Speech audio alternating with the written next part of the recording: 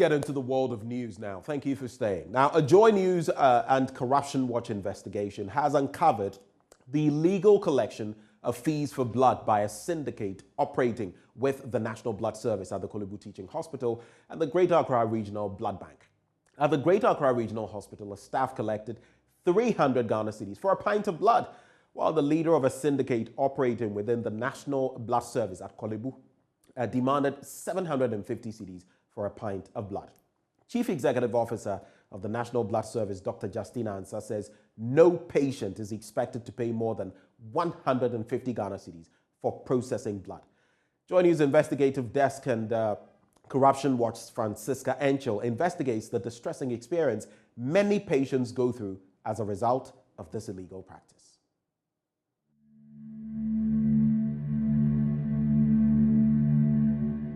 In Ghana, there is high blood scarcity as the blood banks are not able to collect enough to meet the demand.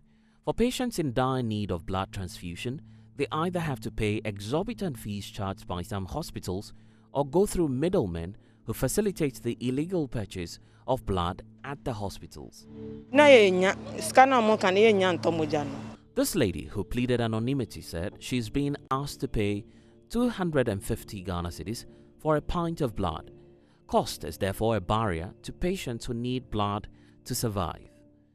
We buy also surgery. Also moja for in case of any eventuality. But na moja ni ho. Nti me nya obi anso amana anye na emergency. Nti nya obi amana yi moja no. Nti na o say yeto 250. That is the plight of some relatives of patients who are desperately in need for blood for their families on admission to the hospital. Unfortunately, the fees charged for blood has left them distraught. This middle-aged woman says blood bank operators she contracted demanded 400 Ghana cedis for a pint. Hospitals have a period ya period in sky is 150 million. Oja kwa 8 in a mocho maya. And I nya 6 months say aka 2. Minister me beto so ka be twimie no mo si ani ni da na mfa nti en kopa bi obontimla nti abonti na enya no ba ku bia 4 million. The National Blood Service says blood is not supposed to be sold. However, one is required to pay a processing fee to run laboratory tests on blood requested for transfusion. The service says the cost of processing this blood should not exceed 150 Ghana cedis. Chief Executive Officer of the National Blood Service, Dr. Justina Ansah, reveals the shortage of voluntary blood donations is the reason for the abuse of the system by unscrupulous individuals. Because of the scarcity and artificial shortage that is created, people who want to take advantage of the system because there's always shortage. Also, so there will be somebody who pays the processing fee, group and cross margin to the bank, giving a receipt. But around the person, they may also have gotten somebody to come and donate for them, and then would have paid some money. So these are some of, but to be able to curb that, I will repeat that we need to make sure that blood is an essential commodity. We have it in excess. The sale of blood has become lucrative because only 6 out of every 1,000 of Ghana's population donates blood. The expected minimum is 10 out of every 1,000. According to the National Blood Service, the national voluntary blood donation rate has declined steeply from 34% of total blood donations in 2019 to 17% in 2020. Dr. Ansah adds that over the same period, the percentage of voluntary donations collected by blood centers in Accra, Kumasi and Tamale has recorded a corresponding decline from 52% in 2019 to 24% in 2020. So I just want to state that we don't have enough blood. We're only meeting about 60% of our collections of what we need as a country. So definitely some people will be disadvantaged, which means that some people will not get blood when they need, and it will affect more of emergencies. In order to find out how official and unofficial sale of blood occurs at some of our hospitals, Our investigative team went undercover at Kolebu Teaching Hospital and the Greater Accra Regional Hospital, formerly known as Ridge Hospital. At the Kolebu Teaching Hospital, we approached Eric Mensah, popularly referred to as Akwesi among his peers, a man in his early 30s. He claimed to work at the blood bank situated at Kolebu Teaching Hospital. Our follow-up investigations established that he is the leader of a syndicate that facilitates the illegal purchase of blood at the hospital. We told him we needed blood for a patient with ovarian cancer. He demanded 750 Ghana cedis for a pint of blood, but after intense negotiation, he reduced it by 50 Ghana cedis. So we agreed to pay 700 Ghana cedis.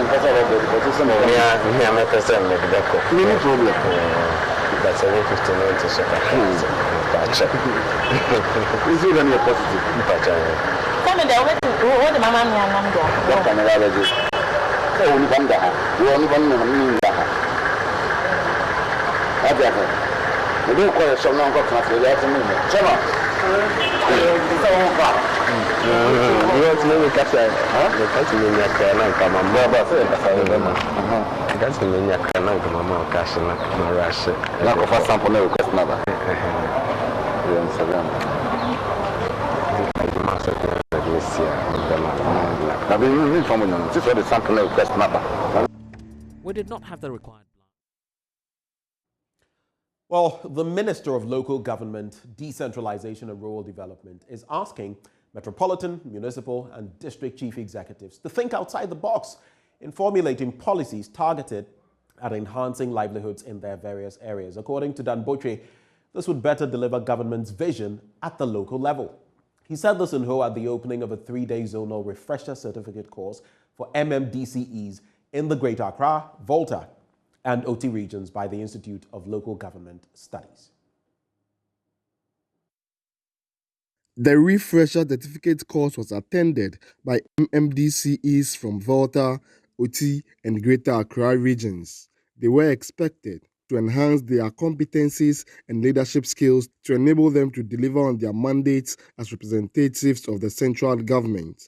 The Minister of Local Government, Decentralization and Rural Development, Dan Botre, implored the MMDCEs to work towards achieving the vision of the Akufo-Addo-led government at the local level.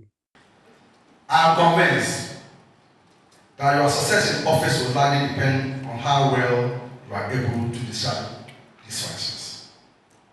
Your ability to perform your functions credibly calls for innovation and thinking outside the box. It is said that you can't continue to do the same thing over and over again and expect different results. The vision of His Excellency the President with regard to local governance and decentralization is to ensure that the living conditions of the citizenry are improved through the formulation of appropriate policies and implementations at the local level. After all these capacity building programs and subsequent ones, the ministry will devise appropriate strategies to obtain real-time feedback from the MMDAs on the delivery of government programs and projects for evidence-based decision-making and policy direction at the central government level. In view of this, the ministry will enhance the District Data Development Platform, DDDP, which is a computerized database system to be accessed by the MMDAs, Regional Quality Council, National Development Planning Commission, Office of Head of Local Government Service, and the ministry. The objective is to provide real-time data for the assessment of district operations and performance. Additionally, we at the ministry We have initiated the processes to develop a feedback ICT-based system known as the dashboard. Volta Regional Minister Dr. Archibald Lecha suggested the training of assembly staff and assembly members to explore alternative funding sources. It was refreshing to note how fast the municipal and district chief executives have settled into their new positions and are delivering on their mandates. One issue that came up during the tour and which is not new is the issue of resources to execute their programs and projects. I would therefore entreat the Minister of Local Government Decentralization and Rural Development and the Office of the Head of the Local Government Service to help build on the capabilities of staff and assembly members to explore alternative funding sources to support the delivery of public goods. Cost saving and cost cutting measures also need to be encouraged and rewarded to enable MMDAs to commit to efficient and effective use of resources. The Zonal Refresher Certificate course, coupled with other programs, would expand the knowledge, global and analytical skills of MMDCEs on local government and local level development issues. The training would include the development of MMDCEs handbook, experiential learning, and executive coaching. Assembly members and presiding members would also have the opportunity to enroll in the next generation leadership training modules to enable them to perform their functions effectively and efficiently. Fred Kwame Asari, Joy News. Well, let's turn our attention now to science. And Space Science Systems Research Institute is expected to design a rescue assistance robot for Ahantaman Senior High School. The project is in response to the recent explosion at Apiate and rampant collapses of buildings as well as fire outbreaks in the country. The robot, when completed, will be capable of assisting rescue mission teams to identify the location of victims trapped in such disasters and also indicate whether the victim is dead or alive. There is more in the following report. Addressing the public, the headmistress of the school, Ernestina Kankam Hammond, indicated the role women and girls play in the transformational agenda of the nation cannot be underestimated, in order to encourage the girls that they can do anything with much determination and as part of their contribution to solving societal challenges. The girls, with assistance from Siri, will design a robot capable of assisting rescue mission teams to identify victims, whether dead or alive, during disasters. Like they said, the process involved is more important than the outcome, because it's going to help them to do a lifelong kind of learning, to be able to solve problems as they go about in life. And so, just as, of course, when you start a process, you should end it. The end is as important as the process, and therefore attention is more on how they get there and not just getting there, so they can apply to other fields of study. Explaining their motivation to collaborate with Ahantaman Girls Senior High School, Director of Communication and Business Development, Space Science Systems Research Institute, Eko Ketia Richardson, reiterated the need for a shift in our academic approach to help students understand the principles and procedures underlying scientific approach. The importance of science, technology, engineering, and mathematics, of which we put together as STEM knowledge in Ghana's future workforce, is indisputable. The decline in interest of students in STEM disciplines across the nation and its potential impact on our future makes STEM study more apparent. It is time for a major rethink in Ghana education. Failure to give young people the science, the technology, the engineering, and the mathematics skills which business and the corporate world so desire desperately. Team lead for the girls, Tamia Boatin, believes many lives will be saved during disasters after they have built the robot. Some careful observations on our path made us develop the idea of designing a robot to detect humans that may be trapped during such incidents. Most of the times, trapped victims could have been rescued and saved had the rescue team been alerted earlier. Take the incident that occurred at Apiati. There were probably some victims that would have survived had they been found and rescued earlier. Imagine a world of technology where there will be robots that can actually be programmed in such a way that they can detect trapped victims and notify the rescue team so they can act and save the victim.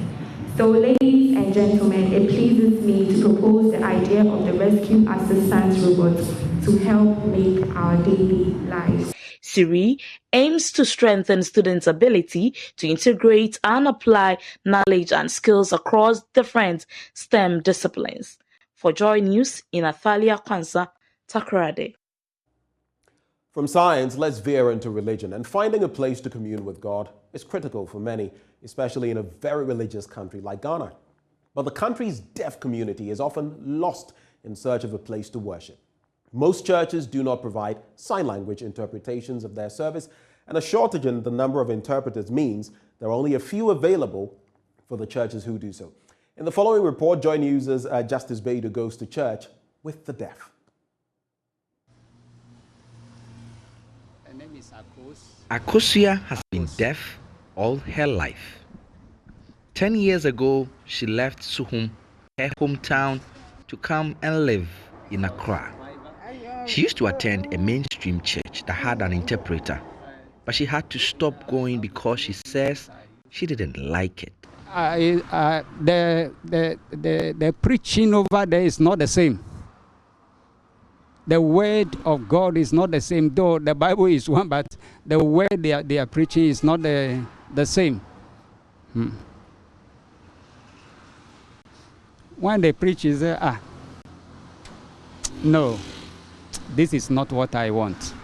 Last year, she found one of the very few churches for the deaf in Kukumlimle, the Accra suburb where she lives.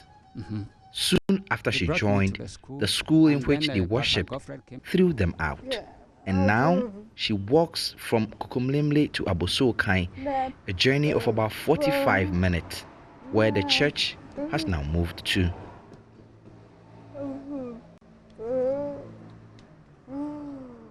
This church is where Akosia worships now. Inside, the congregants, all of them deaf, are busy in worship.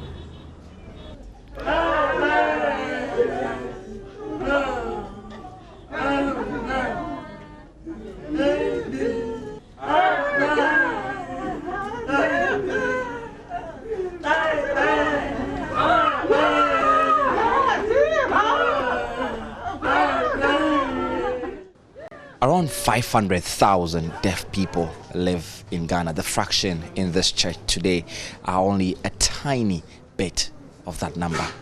Many mainstream churches in Ghana do not have sign language interpreters, and the stigma around being deaf means even if they did have interpreters, many of these people would not go there. In here, in the small space, the deaf community do not only have a place to commune with their God, but also a refuge where they can worship with people like them. I am Kwevi Asiamate Israel. So the Lord has given me the commission to be with the deaf community. We have over 80 people, and we have run this church more than 25 years now.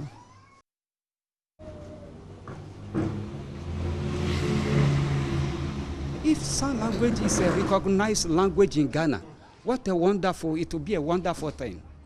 Yes, it will really help the nation, because these people, assuming we are like in society, people understand the way people understand three-way Ga, and then the deaf come to you, and then you can communicate with them. Mostly when they go to the hospitals, the struggle they go through at the hospital is another thing altogether. So assuming the nurses, the doctors, they also know this language. They can sign.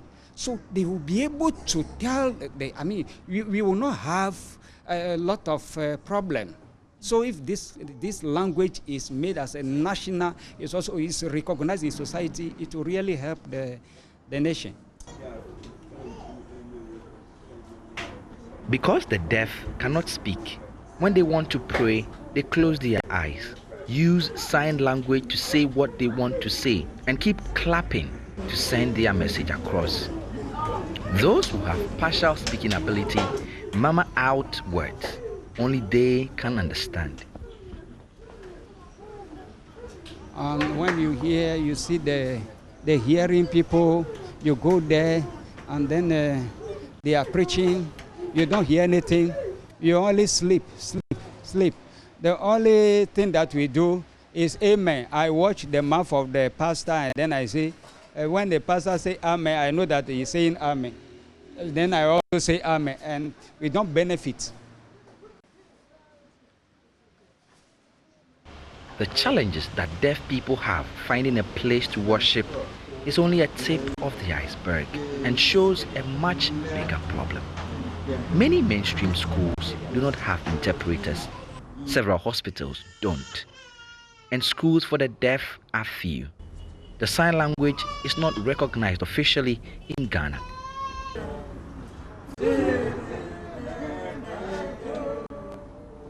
Deaf people are only a small part of Ghana's community of the physically challenged. The issues they face with inclusivity in this day and age is only a stark reminder of how much more work needs to be done to make everyone feel a part of the bigger Ghanaian society. Justice Baidu, JoyNews, Accra.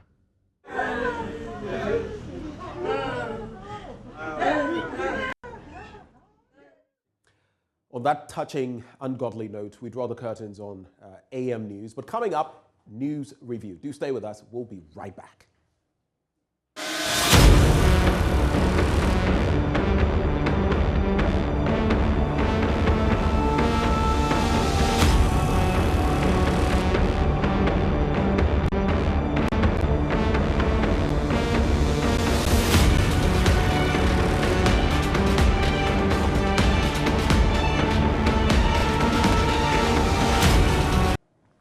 Well, let's get into the news review now. We're joined by Dr. Kwame Asasante of the University of Ghana. Doc, a very good morning to you.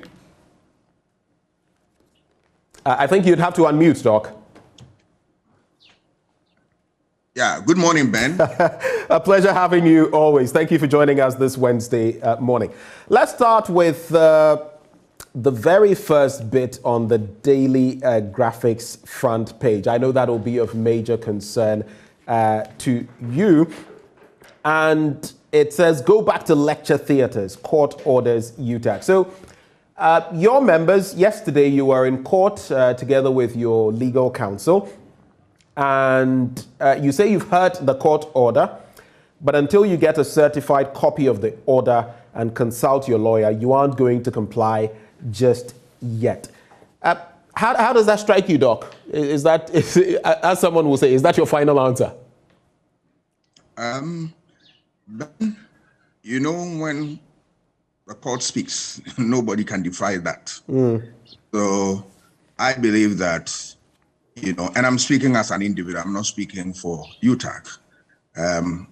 I believe that the leadership, what they are looking for, once they get it, they will be able to do the needful.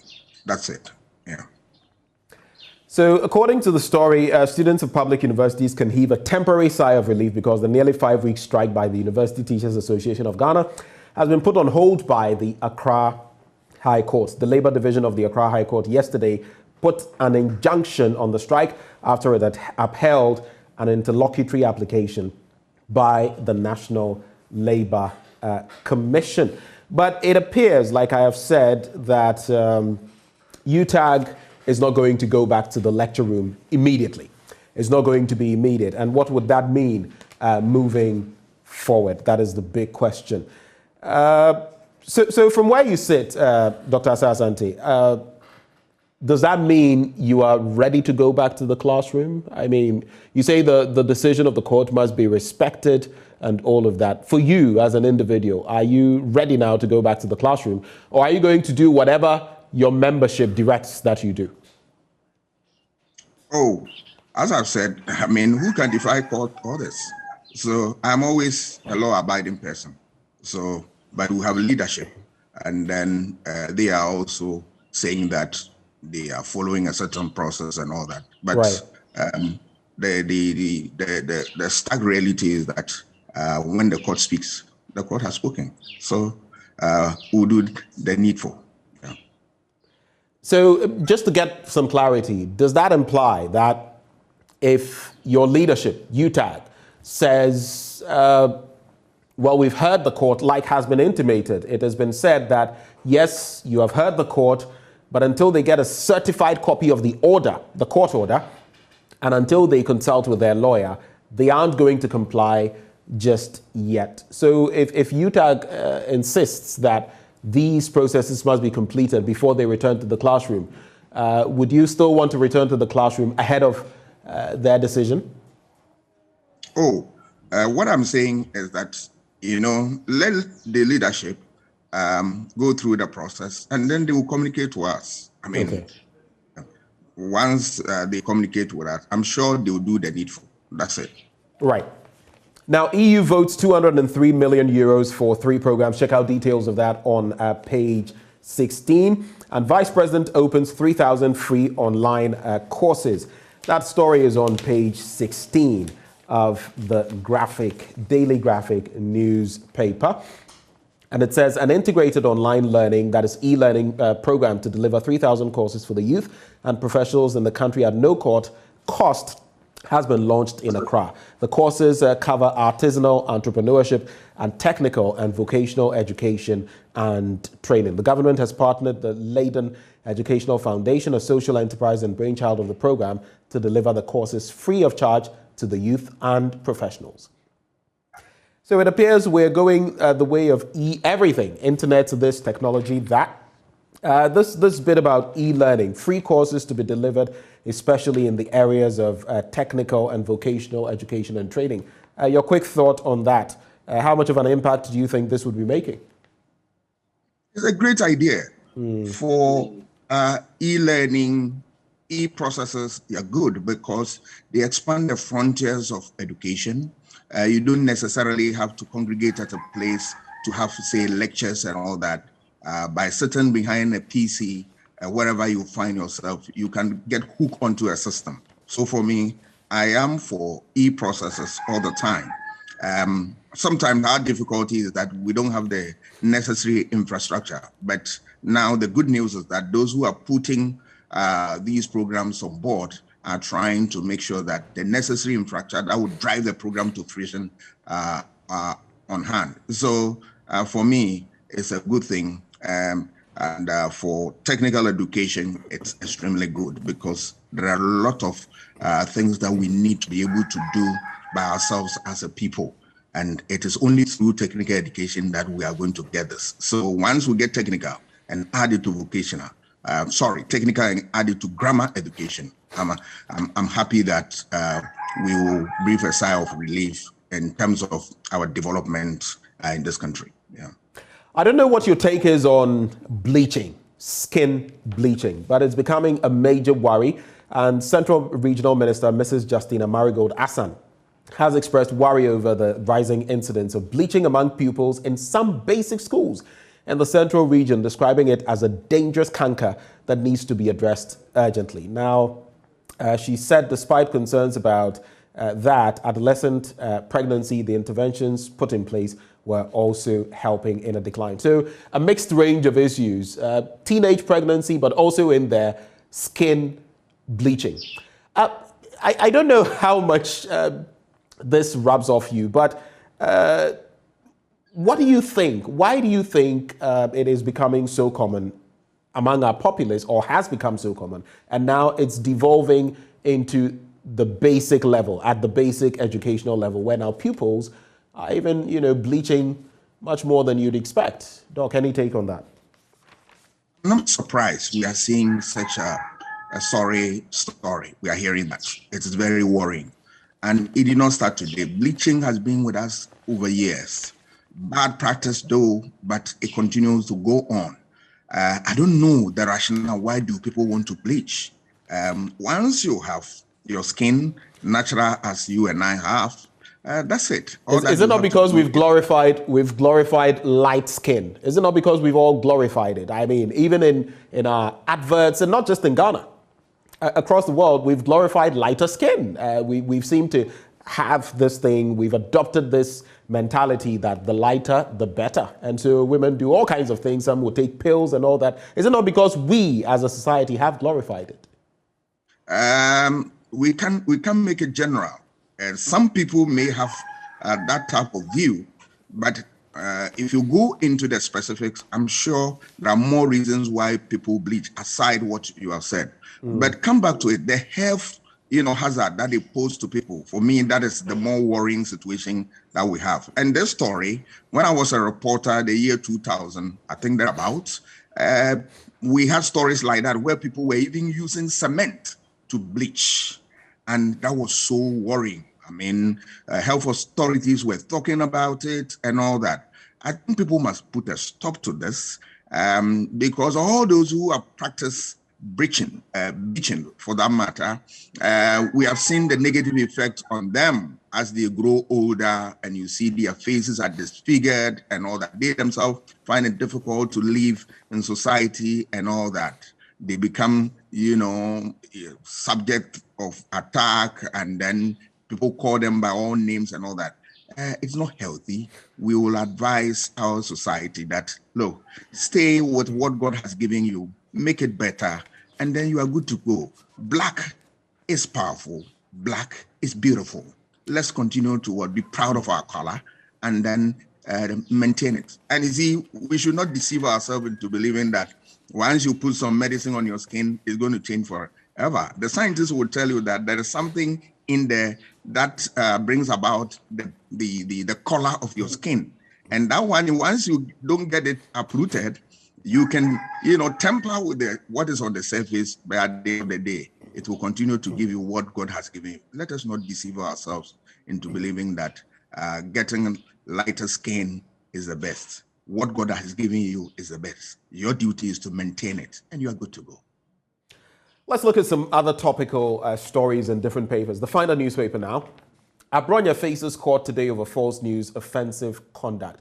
That's on page 6. Before we get into his issue, we've had some precedents. We've had issues to do with some radio presenters or media personalities who have been apprehended in recent times, Bobi Ansah of Accra FM, among others. We've had the Mensa Thompson issue. And more recently, we've had the Oliver Barker-Vamol situation as well.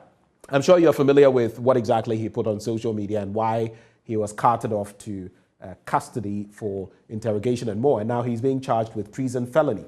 Then we have Abronya DC, the Bono regional chairman of the New Patriotic Party, Kwame Bafo, his name. And he has also waded into something tricky. And now he's been slapped with 2 counts of publication of false news and offensive conduct conducive to a breach of peace. What did he say? He said that the former president, John Dramani Mahama, is plotting a coup in very simple terms, and that he's collaborating with terrorist groups and all of that. That has landed him in some hot waters as well. Why do you think all these things are rearing their ugly heads now? All these, comments amiss and all of that, and the actions from the end of the police. How does that wash with you? Yeah, I'm not speaking specifically to the various issues you are talking about. I'm speaking generally with regard to democracy, because if you look at how far we have come, we have struggled to get here as a democracy.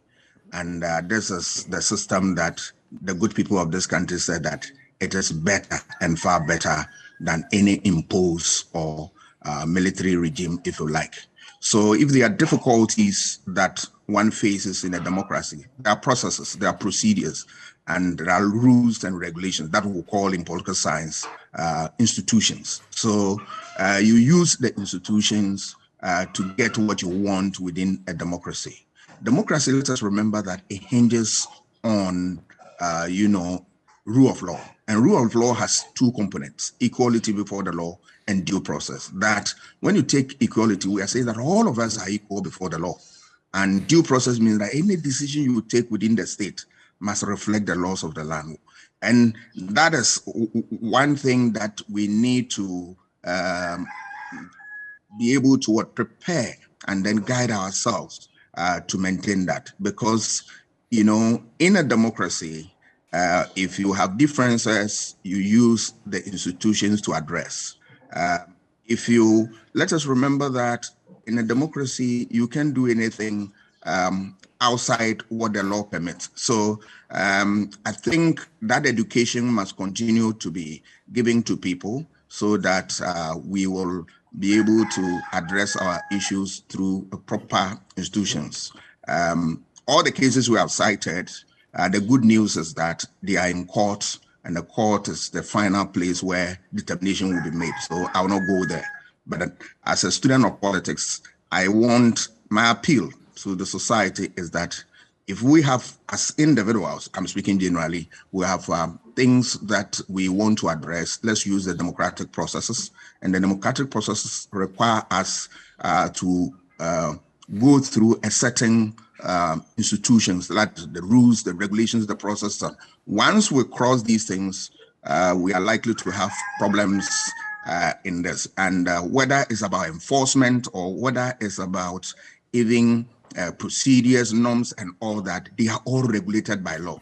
So we need as a society to be very careful when we conduct our affairs and make sure that we defend this democracy forever. Ben, if you have read the political history of this country and you have gone through the trajectory, properly speaking, the literature and all that, you will always want to make sure that you want to defend democracy and then support it. Even though sometimes you come across problems, you use the democratic processes to address them so that we save and continue to maintain this democracy to endure so that the fruit of it, all of us will benefit from. Staying on the tangent of democracy and our checkered political history, as well as the former president, John Dramani Mahama, in a recent interaction, he has been mentioning that what happened on the floor of Parliament in terms of the tussle, the fighting when it comes to the e-levy was a fight for democracy. Do you agree with him? If you look at what happens in Parliament, is always a democratic process.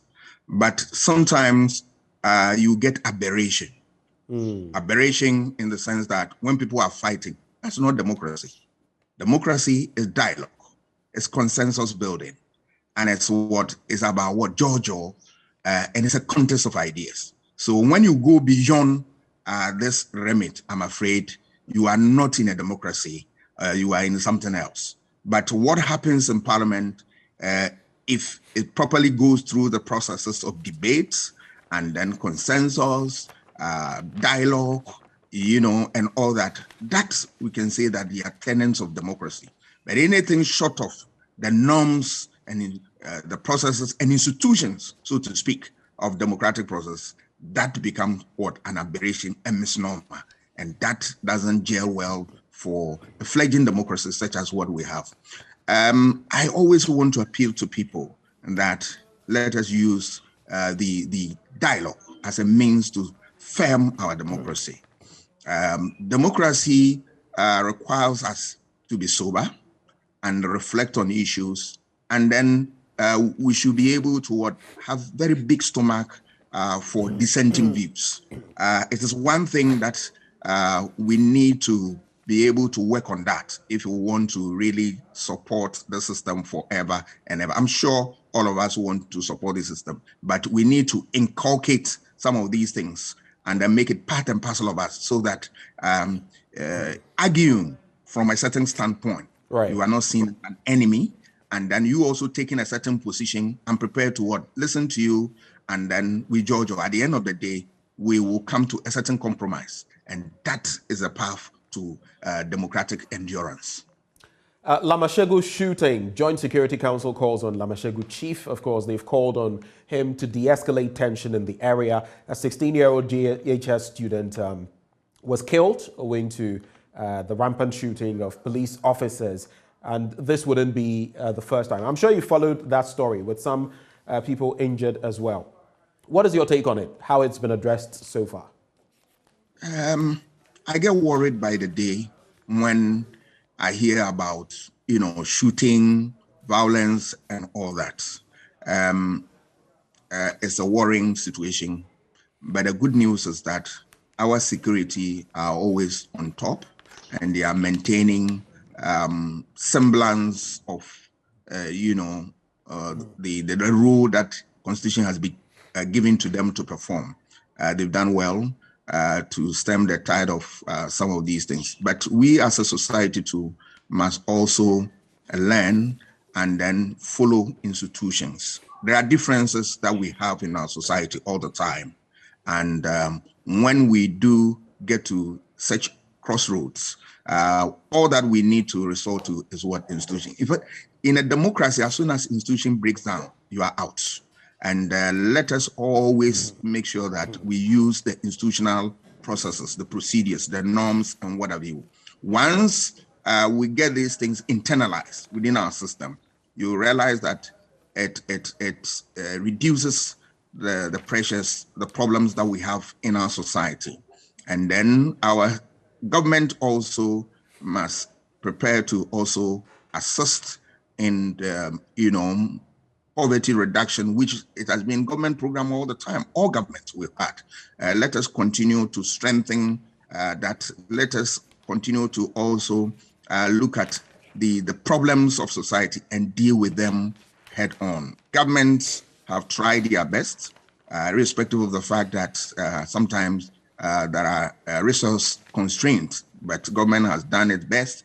We also must work to make sure that we support efforts and by the state, and then we make our society a better place for us. I am happy that opinion leaders also have played a very important role in such areas. I mean, where we have had differences and all that, you have seen the role of our chiefs and opinion leaders, very fantastic. I will continue to urge them to, in spite of whatever differences, continue to hold the balance for us so that we'll build a very solid society for ourselves. Let's do the Ghanaian Times newspaper now. Bring all international contracts to Parliament for ratification. That's according to the Right Honourable Speaker of Parliament. And he has directed the Minister of Finance to bring all agreements the state has entered into under Article 181 of the 1992 Constitution to the House for ratification. The directive of Mr. Bagbin follows revelations by the Minister of Communications and Digitalization, Eslo Usu-Ekufo, that the government had acquired Airtel Tigo from its parent holding company, Bharti Airtel International, an Indian firm. She reiterated yesterday that they had acquired it or secured it for $1. And the Member of Parliament for Ningo Prampram, Sam George, also posing quite a number of questions on the back of that. But moving from the Ghanaian Times newspaper, there's one concern I'd love to run by you before we wrap the conversation. It has to do with fuel prices. And people are calling on our government on the back of the high fuel prices across the world, at least regulated by different governments, to use part of the gains they have secured on the international market to cushion the Ghanaian customer. And COPEC has been talking about a further 30 pesos, or 30% actually, being added on the price of fuel, 30 pesos. So 30 pesos already this year, we've had about 40 pesos added, which would give a total of 70 pesos. And there's been a lot of, talk about this. What do we do? How do we stop this escalating situation of fuel prices going up day by day? What is your quick thinking on that? You purchase fuel, so do I. It's a difficult thing, and this has been with us for a very long time. I am sure we need to sit as a society, both people and government, and find common grounds that will help all of us. Because we as individuals who purchase fuel, we are in some difficulty. Government also face a lot of difficulties in this area, how to be able to get these things out for people to purchase and all that. There's always a certain conundrum. But the experts, I'm sure it's about time they sat with the society, leaders or groups who lead various groups of people, so that they look at common grounds as to how we can get out of this problem, so that it doesn't become a recurring issue all the time. I think that is what we have to do in order to address this, so that we will move this economy very fast, very, very fast. Well, Republic Press, Apiata explosion. Male victims complain of sexual weakness. That's according to a psychologist. And you would recall that in the aftermath of that entire enterprise, there were some who had complained about hearing problems and all of that. In this instance, some are also complaining of sexual weakness. The story is on page 7 of the paper. The publisher, Ghanaian publisher, Canada MP, in quote, granted 100K bail with surety and focus on task ahead, Tampoli tells GCAA board. There's also Minister Bax Bawumia says too risky for NPP to deny him. That story is on page 3. And the Deputy Minister of Foreign Affairs and Regional Integration, Mr. Kweku Amprachum Sapong, has said it would be risky for the governing NPP to deny Vice President Dr. Mahamudu Bawumia the flag bearer position for the 2024 presidential election. Doc, too early for people to start making statements? I've spoken to some who have resisted the temptation of commenting on this matter, but here we are, a Deputy Minister for Foreign Affairs is wading into it, and he says it would be dangerous for the NPP to sidestep Dr. Bawumia. Your quick take. I get worried about some of these happenings in MPP. Why am I saying that? Because the party leadership has come out to spell out the processes for followers of the party to abide by, and that it is not, the time is not ripe yet for such conversation to be made, and that they must always wait for appropriate time. Now you are seeing all manner of jostling, all manner of statements coming to that effect. Sometimes even some coming from some of their leadership and all that. It undermines the very institution they are setting for themselves, because the institutions are meant to regulate the conduct of people so that you get a very solid system that will be able to push that agenda of capturing power and maintaining it for as long as you can hold on to. So some of these things have the tendency of undermining what they are fighting for. And then it also divides the party along certain lines that create all manner of problems for the party. If they go on this tangent, I'm afraid you are likely to have a situation where you end up creating blocks within the party, because each person will also come and speak for one person or another. And at the end of the day, they become ammunitions for opposition to use them during campaign to campaign against them. I think that, in my humble view, they want to build a solid democracy. They must reflect on these things and then guard against them. Otherwise, they are likely to weaken the very institution they want to build to help them to achieve power. And that will not bode well for them. It's an advice I'm giving to them. They can reflect on it and then make do with it, or advise themselves differently. Doc, always a pleasure. Thank you for joining us this morning, and I wish you the best of the day as you go about your activities, and the best of the working week coming next week as well when it comes to UTAG. I do have a good day. I am grateful. Grateful. And that is how we wrap the news review this morning. A very happy birthday to George Riafe of our business team, and Fred Smith as well, assistant editor here at Joy News. Well, up next, we have sports coming your way. Do stay.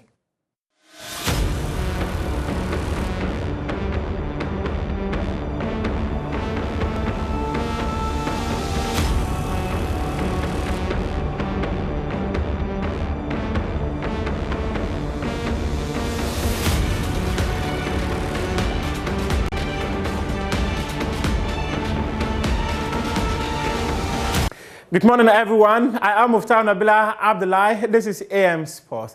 Football fans have been left agitated after a football game. The national under-20, under-17 team, that's the Black Starlets, they came up against Home Stars FC, and the game was rained off just about 10 minutes into the game at the Ho Sports Stadium. The referee ended the match due to the severity of the rain and waterlogged state of the pitch. There's more in this report. Sections of the deteriorated pitch could best be described as dams, as they got flooded with large volumes of water. Spectators did not mind words subjecting sport authorities in the region to rebuke, expressing their disgust and disappointment in the authorities for renting the pitch for all kinds of events. Come and see the sports stadium. 20,000. Come and see our stadium. A day of shame for voter reading. A day of shame for voter reading. Some irate spectators who demanded a refund of the ticket fee locked the main gate and held hostage some management members of Home Stars FC. They prevented them from leaving the stadium until their 5 Ghana cedis each is refunded. This is the only regional park we have. This is the only regional park we have. And the regional minister and the council is very much aware that this is the only thing that makes we Rotarians very happy. This park, this is where we enjoy football. But they have decided to use the church, the park, for a church auditorium. They have done series of programs on this stadium, and they have refused to use the stadium. The regional minister promised us that after their program, after the function, he promised us that they are going to do the park. But until now, they don't do it. The hold-up degenerated into fisticuffs between the protesters and some spectators who attempted to force their way through the gates. Calm was restored after about 5 minutes of a free-for-all fight. The disappointed football lovers implored stakeholders to immediately commence renovation on the pitch or face their wrath. The game was, however, played on Monday. The Black Starlets won 2-0.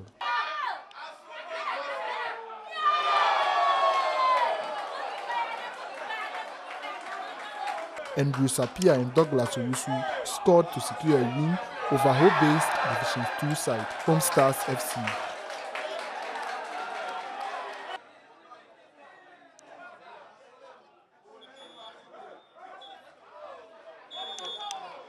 Fred Kwame Asari, JoyNews. Ho. Still on stories that have to do with infrastructure and their development, a sod has been cut for the construction of an ultra-modern astroturf in the Empriso constituency in the eastern region of Ghana. There's more in this report by my colleague, Joel Botti. The facility, which is the first of its kind in Kwewu, is expected to be ready in 6 months' time. It will boast of state-of-the-art football pitch, panel mesh fencing, and floodlights. Speaking after the sword-cutting ceremony, Member of Parliament for Empriso constituency, the facility, which is the first of its kind in Kwewu, is expected to be ready in 6 months' time. It will boast of state-of-the-art football pitch, panel mesh fencing, and floodlights. Speaking after the sword-cutting ceremony, Member of Parliament for Empriso constituency, Davis Ansa Opoku, underscored the importance of the facility. I believe that football, and for that matter sports, promotes healthy living, it promotes a happy society, and even promotes a peaceful society. So for me, I'm super excited that this edifice will be erected in my constituency. And I know it's going to serve the young population of my place. I am expecting that at the end of the program, the project is going to benefit not only the community, but even people would move from other places and come and use our facility.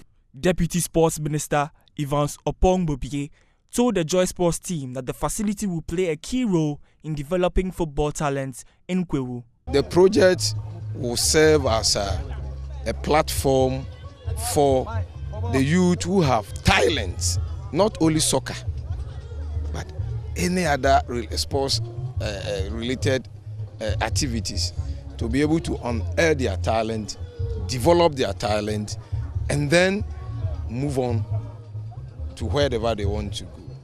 It will also serve as a situation whereby the market women, people who do their individual work, anytime there's going to be a football match or an activity, an event that is going to be held here, these traders will also get opportunity to come and sell.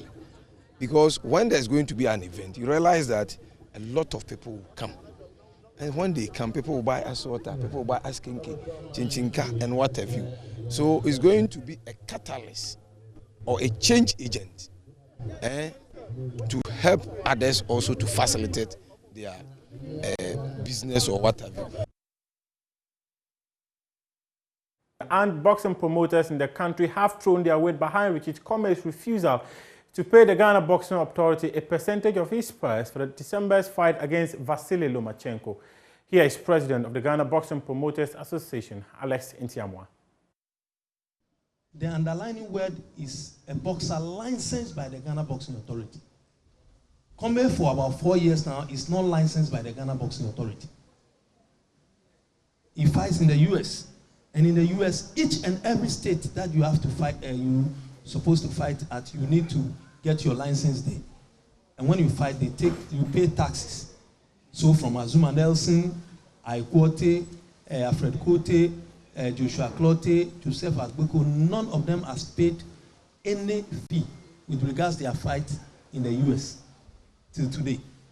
The GBA attempted to have a way to get monies from boxers fighting from the US, from Kote Nwiko's administration. They gave a position to Emmanuel Tego's manager or advisor, Peter Khan, as an executive member for international relations, purposely for him to go to the commissions to seek for that money. But he knows that it cannot work in the US because the boxers are licensed there.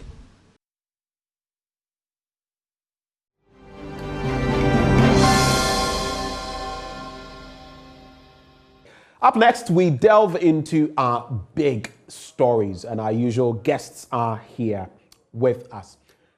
But we start with the bit about knowing that the Speaker of Parliament has been fuming over the failure of finance ministers to furnish Parliament with certain details. Yesterday on the floor of Parliament, we had that banter, I don't want to call it an altercation, between the Minister for Communications and Digitalization, Ursula Owusu-Ekufo, and Member of Parliament for Ningo Pram, Sam Jata George. It all had to do with some of these matters. Airtel Tigo, have we bought it for $1? Or what are the dynamics of it? And the call has been on the Finance Ministry to be more upfront with some of these details. But to set the conversation rolling, even as we host our guests, Al-Hassan Suini, Member of Parliament for Tamale North. Good morning, sir. Good morning, brother. And Dr. Dixon Adomako Kisi, Member of Parliament for Anya Sotum. Good morning. Morning. I would like us all to take a look at something that has been put out there. The e-levy is not going anywhere. We're going to talk about it until it is either quashed or passed into law. Watch this.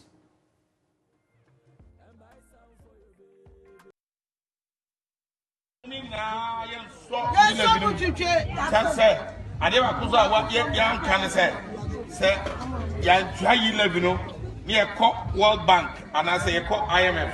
See a cock or Jibusia. In Yako and Omakate, and now I'm done before to say. Free senior high school one culture. Come on. Munina Manum. I'm a real school, I'm a co school, I'm a school. Sansa. Wait a moment, you're just Quaco. Miss Samuel Bushafo. Make me a member of Parliament. Many NDC for the Parliament. There be I am here to move to Parliament. Who NDC for any MPP for our Parliament. Yangina Yakitum NDC for Edjatum say, you live in a year. There be Omaka say, Yangi, Hunium, Pushianium, Passy, near Passy, ever boy. Nemo, Omudium to be my country. Or mine is a country of my normal bomb water over Domunia.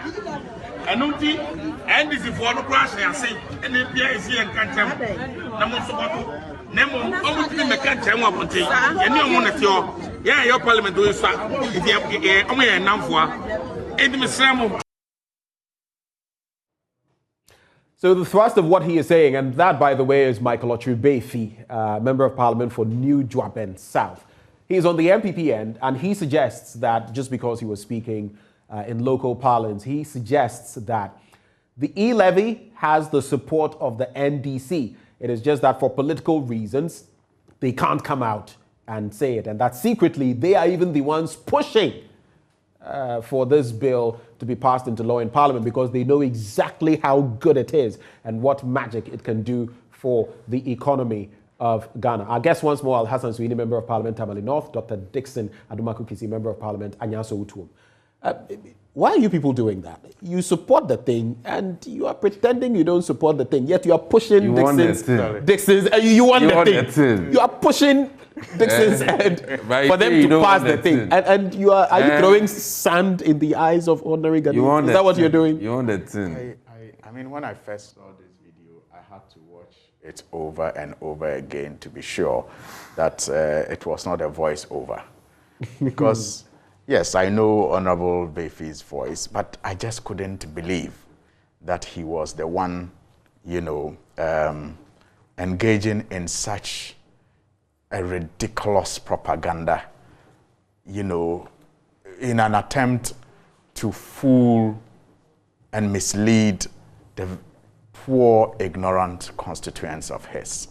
I felt very sorry when I saw the woman nod in agreement to some of the ridiculous things that he was saying. I mean, the video actually reveals the dirty propaganda that some people in this country do on the streets. And so when you even think you are making sense and it should be taken on board, you know, you are disadvantaged by this very scurrilous, you know, propaganda that, you know, some people do in the streets and on the market. For me, it's not even about the palpable falsehood, the palpable lie that the NDC members of parliament support this. Where is the lie? That you don't support it? He claims that... I'll come to that. Are you not friends? I will come. He says there are some of you who secretly come to them and say, we support this bill, but you are doing giddy in But I'm parliament. saying that, for me, that is not even the shocking and very disheartening part of his presentation. The fact that he suggests to these poor, ignorant constituents that when we go to the World Bank will tell us to cancel free SHS. I mean, going to the heart of maybe the people, that your children will get free SHS. It is for me, it's a testimony of the very vile propaganda that people do on the ground. But isn't it a fact that if you go for an IMF program, you have to make certain adjustments and that it could, even if it doesn't, I mean, I don't think they would say scrap free SHS, no, but they won't. It could impact the resources, you know, the funds we pump into free SHS. First of all, is that not a way of looking at it? The last time, if you are going to take the example of the last time that we went to the IMF, we went there with our own program, the homegrown solutions. Right. It is allowed. Right. It is about us cutting expenditure. That's what everybody is saying. The reckless expenditure that doesn't, you know, contribute to productivity is what the IMF will ask you to cut. Obviously, human resource development through free SHS is not a reckless expenditure that does not contribute to productivity. Wow. In the long run, oh, come on. In the long run, it is something that we have all agreed on in this country. In fact, if you recall the debates before the 2016 general elections, President Mahama kept giving the credit even to the framers of our constitution, who thought about the need to make education free. F-cube. And then also progressively free. Apart from F-cube, it was supposed to be progressively free. But was thoughtful enough to say, we need to do that, you know, in consonance with the resources available. So let's start. He even started the free day SHS, you know, gradually as resources, and said that as resources. So it is not an argument. It is correct that we won't go to the IMF and the IMF will say that cut, you know, or stop spending on free SHS. So to deceive the people like that, it just tells you, you know, perhaps how they are made to misunderstand. Desperation? I think so. I think this is a clear manifestation of a desperate member of parliament on the MPP side, seeking to level the field in his constituency because of the whip system, where I do know that many of them are uncomfortable with this levy, but for the whip system, they are supposed to go along with their party. So he's trying to level the field in his constituency. You are also suggesting that some of them, on their end, are not in favor of the thing, but they are following. And you don't think that your end, some may be in support and they are still being whipped in line. I can infer. The optics are there. The minority side over the period have been consistent when it comes to our position, our opposition to the e-levy. We have indicated on many platforms that we'll vote against it. We have actually, resisted attempts to illegally pass the e-levy. It is there. So the inference there is clear that we are all against it. Now, on their side, the inference is that they are not able to get all 138 members present at all times. They are not able to. Why?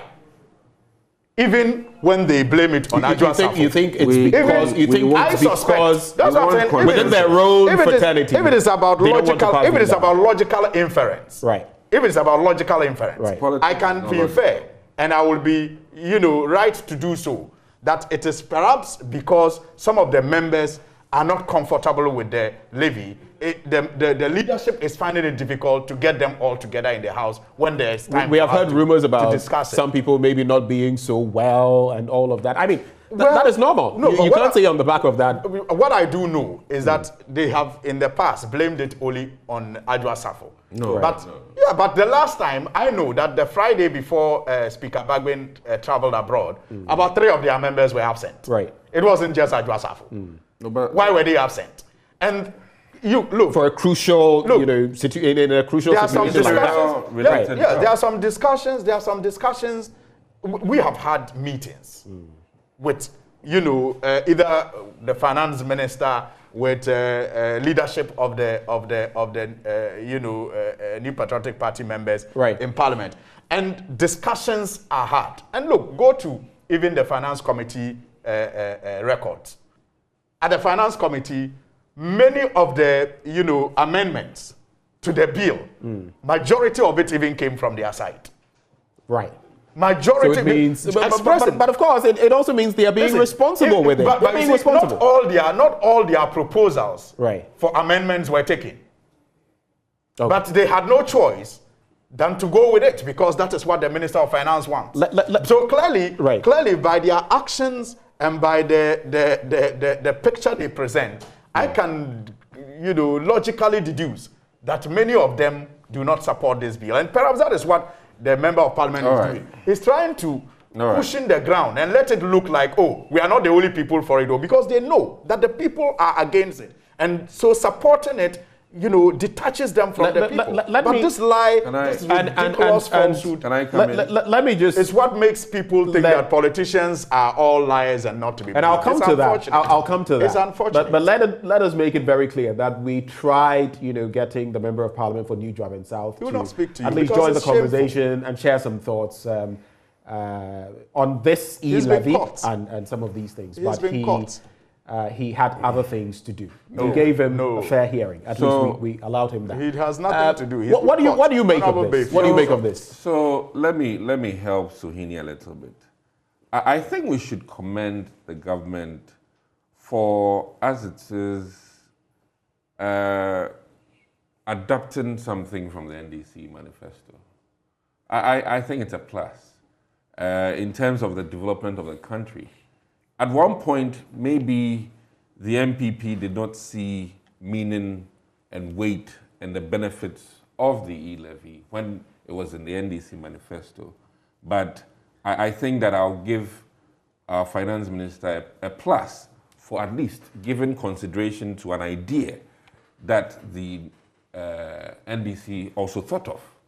Why do I get the impression you're also trying to equalize? This bit about... I'm not equalizing. This is not the first time this has come up about... I'm going to the genesis of e-levy because he wants us to be logical. Right. Okay? And it's illogical for a party or a conglomerate that at one point considered e-levy as one avenue. Where? When? And now apparently abhors it to So I have heard talk about this before. Just to interject. So we do the right thing. When did the NDC I have heard talk about this before, even right here in this behind this very desk, and the talk has been that no, there were differences. Plus, from what I hear, that was going to be on the service charges. Not and even this, it's a bit murky. So you have your e-levy. I think you should stick to it. What someone else might have thought of and didn't implement. The point is that they see electronic, electronic shop. Then that's e-levy. Listen, once they considered it in whatever shape or form, they gave some consideration to electronic transaction, tariffs. And I really think that in the interest of development, if there are good ideas in the NDC, we should take it. If there are good ideas in the MPP and it's the NDC government, they should take it. And that is where I'm just making a point that it is a plus to the finance minister for adopting an idea. If it was brown and it is green, once he's adopted an idea that originated to an extent. I mean, there are many programs that now, even free SHS, apparently, we now know that Mahama started free SHS in this country. I thought it was in Nkrumah. I thought Nanado came to expand it to a level that we've never seen. But more and more, today, NDC is acknowledging or making the script different, that Mahama was for free SHS and was the front starter, the main person who did free SHS. That is fine. But now, coming back to Kufuor, I think that both of us are not privy to all the friends that Michael Ochubefi has in Parliament. As I have very good friendship with him, whatever he discloses to me might not be disclosed to the general public. But it happens. You would tell us, has he ever told you he's in support? No, I'm talking about him and I. Has he ever told you he's in support of these? So my point is that whatever relationship he has with his other colleagues, we can't, fault him for that. And clearly, we don't know who has said what to him at any material. It will be shocking for me to say that all MPP people are necessarily 100% for the e-levy. Likewise, to say that all NDC people are against it. It is highly improbable. Right. Highly improbable. Right. What really happens is that as a house, as a majority caucus or minority, when we cast a vote and the high numbers win, you have to go with the high numbers. And it's the same with the NDC. Maybe it is highly improbable that no NDC member of parliament is not for. Okay. You understand? So he has to admit to that fact that. Right. I mean, it is highly so we're putting the conversation impossible in its proper context. But one other thing that I think strikes me when such conversations come up, you're called honorable. Because of the positions you bear on the floor. And even by extension, now it has become very common. I mean, I think I've slipped already by calling you honorable today. It's become something we used to address you, and we hold you to certain lofty standards as members of parliament, as legislators. I know that you're human. It's a human institution, and oftentimes we've seen bizarre things that are unbecoming of members of parliament. Even fighting in parliament. But in this era where people are getting cautioned and picked up when it comes to publication of false news, for example. I mean, this is a stretch. And when you have someone say something like this, a member of parliament, and if it is not technically the truth, I mean, some of what he said, apart from, I mean, the bit about once we go to the IMF, we'll scrap free SHS and stuff like that.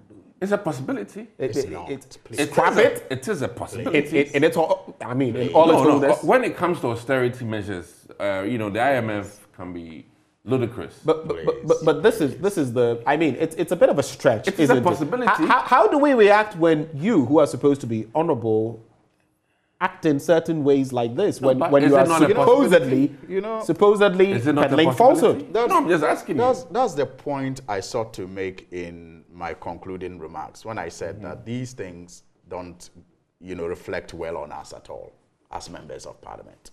To take advantage of maybe the quote and unquote ignorance of your constituents. Maybe gullibility would be better. Yeah, gullibility. Thank you. I was looking it's a for possibility. a better word. To peddle such falsehoods about state policy is shameful, and it contributes to the general perception. They stopped nurses' the allowance. general perception. They stopped teacher allowance. All of these things. Please, they didn't. I mean, they didn't. Let's not. Okay. They didn't. I mean, it was a government policy, and if you want me to take you through the teacher allowance history, I'll tell you, because I was the national vice president of Teacher Trainings Association of Ghana when Emir Kofi, I think, was education minister, and we employment had these cutoffs and we had like these that. discussions then. Let's Let's be honest. I mean, let's be very sincere that what Honorable Michael Bayfi said is not something that the IMF will consider at all. I mean, human resource development. Human resource development then never. Why did we stop furthering? But please, can I make my point? Can I make my point? So the point I'm making is that, and you see, you should agree with me on this. I have said it on other platforms that this is my third profession. I was a teacher. I was a journalist. And this is my third profession as a politician. But trust me, look. I used to be proud to, go to places and call myself a teacher. I used to be very proud to introduce myself as a broadcast journalist. But there are times that I don't feel proud introducing myself as a politician because of the perception that people have about those of us in politics. And so things like this, apart from corruption issues and others, are the reasons why the profession is viewed in negative light. And so we must not be rationalizing and promoting such conduct from members of parliament. Is it possible? We must be sincere. We must be sincere that, look, first of all, what he said is a palpable lie. Your rationalization that some members of not all members of the NDC can be for e-levy, and not all against e-levy, and all members of the MPP, it's not in sync with what he said. He said all NDC members. You are saying some. He said all NDC members are for it. So your attempt to even rationalize and deodorize what he said, it's just adding to the negative perception that people will have about us.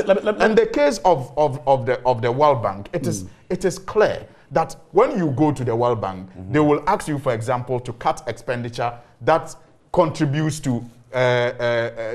nothing to the economy. For example, like flying expensive jets. That the president is on currently. The IMF, for example, will want you to cut down on that. They will want you to plug loopholes in your revenue generation sector, where we are told that we lose about $3 billion to corruption. Those are the things they will ask. The finance minister himself, let me just end on this note. The finance minister himself has already indicated to us that he's cutting, 20%, spending by 20%. By 20%. He's just announced it. He's not giving us the areas that he's going to make the cuts in. But those are the things that the IMF will want to hear. Why? What is the cost of free education? That the IMF will say that it is the reason why our economic education just to get, I want us to move from the video and talk about e-levy itself briefly before we move on to other matters. Let's be factual. I want to find out from you. What you saw in the video. Is it reprehensible or not? Is it something you are absolutely comfortable with? I mean, let's imagine someone on their end. You were against the e-levy and someone on their end had done it. Would you be singing what you are singing this morning? How do you feel about it, honestly? I really think that, he came to the level of the market women to discuss the issue. And I commend the MP for that. Because when you do language, you have to come down to the level of the people and what they can relate to. And I really think that as a member of parliament... Was he being honest? Was he being factual? Well, I mean, listen, did he convey the appropriate message that the e-levy is very important? Yes.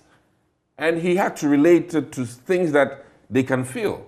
And the most closest thing that I know market women can feel is the fact that their wards, their children, stand to benefit from the free SHS. He also created the impression that the minority is being very hypocritical, that they are hiding behind the doors of parliament and trying to basically stymie the economic fortunes of the state. That's what he suggested. I've made it so clear that whether it's in a different shade of the e-levy they had in mind, at least that idea originated from the NDC.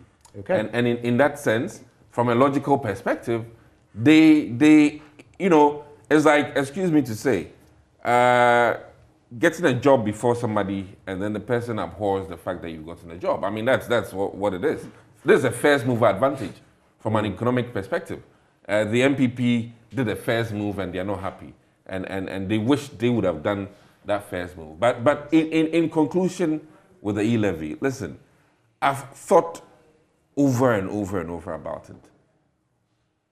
If we want self-reliance as a country, which is very important for our development, I really think that we need to cultivate a culture of contributing to the development of this nation. Quick pointed question. You've had a number of town hall engagements from down south to up north and all of that.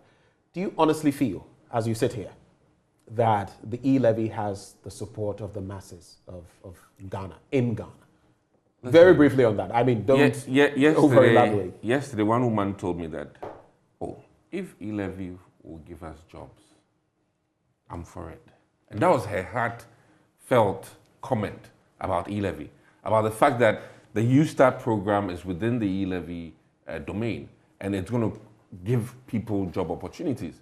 And she said, if this is going to create some jobs for us youth, I'm for it. And you know, there are pluses to the e-levy, which they should admit. I want to hear some NDC members of parliament at least acknowledging that, listen, there's some pluses to this, and these are the ones we don't like. But to have that, you know, entrenched position that everything about it smells and tastes and, you know, feels funny, it's not fair. And you're referencing U-Start and all of that when you talk about creating jobs. Yes. Okay. And, so and that's that was the woman's point that, listen, Doc, if through e-levy, some of us will get jobs, I'm for it. Why is the, I mean, there's been the whole banter about withdrawing it, bringing it back, retabling it, 1.75 to 1.5%. Why are you still not bringing it? I mean, this entire week, it doesn't appear to be on the order paper of any day in Parliament. What is happening? What I can say here is that I'm so happy that through these town halls, the finance minister is adjusting, and which shows that he's listening, and which also shows that he's moving gradually from, you know, where he stood firmly. And that is remarkable for me. And I'm happy that, you know, at least I know that it's come to 1.5 and it's even going further down. It's even going further down? It's going further down. Where are you picking that information from? Oh, I mean, I've had interactions with the finance ministry. And you're picking information, just to clarify, that there are considerations to move it even below 1.5%. You are suggesting then that it could be that we could come to the next debate on the e-levy, and we could be looking at something even beneath 1.5%. Absolutely.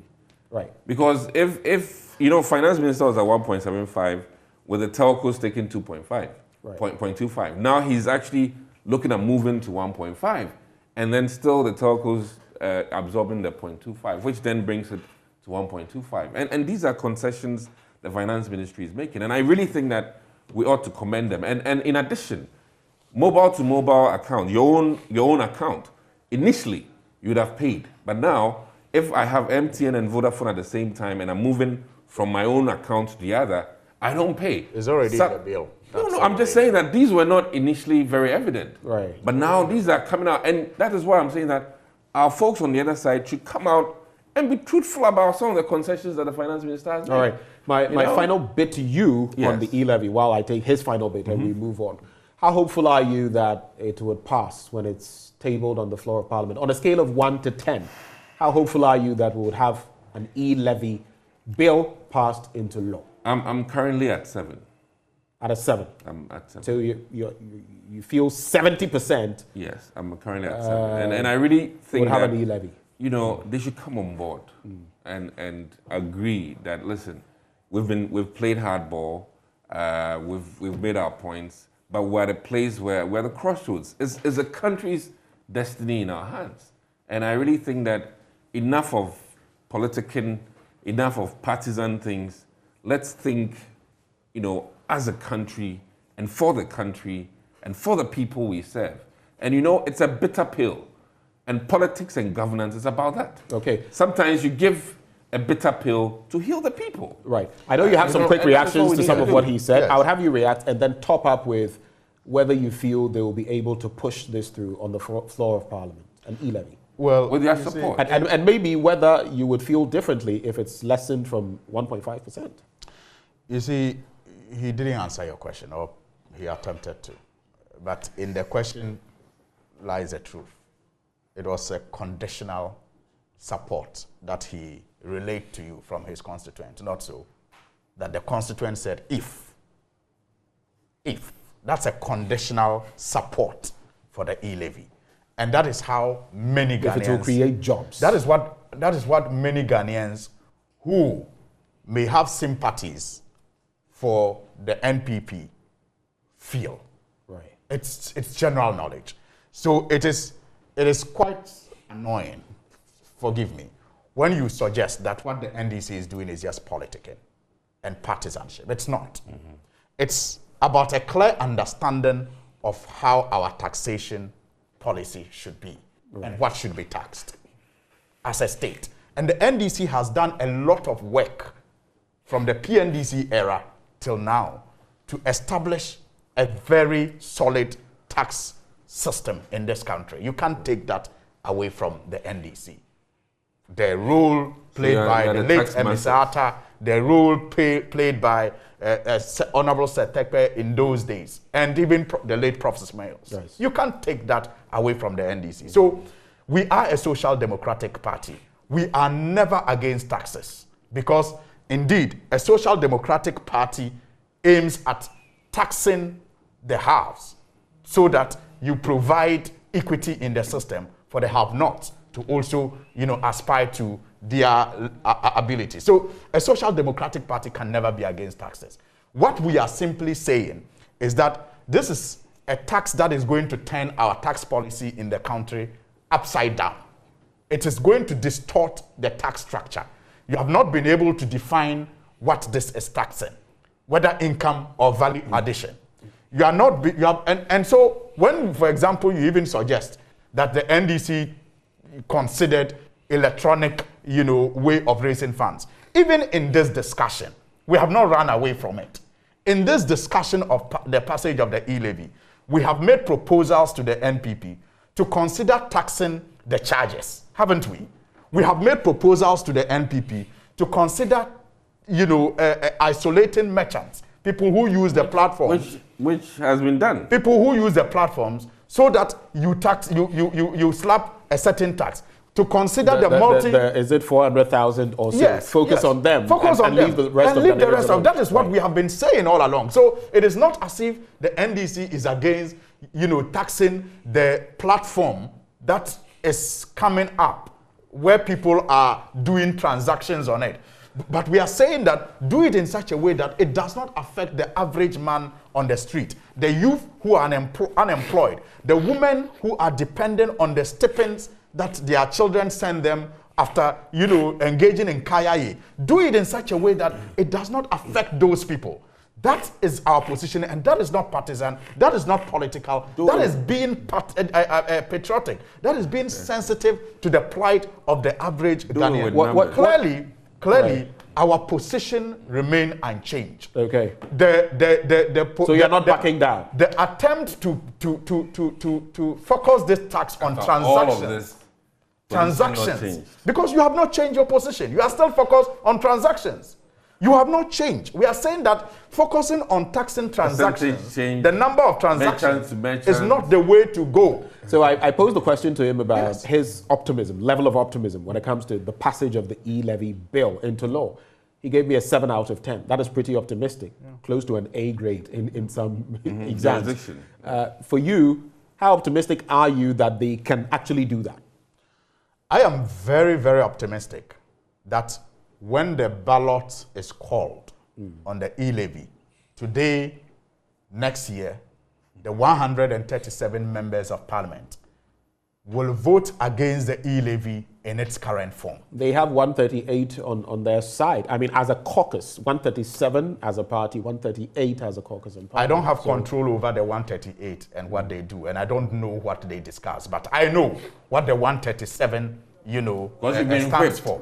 I know the discussions we have been having.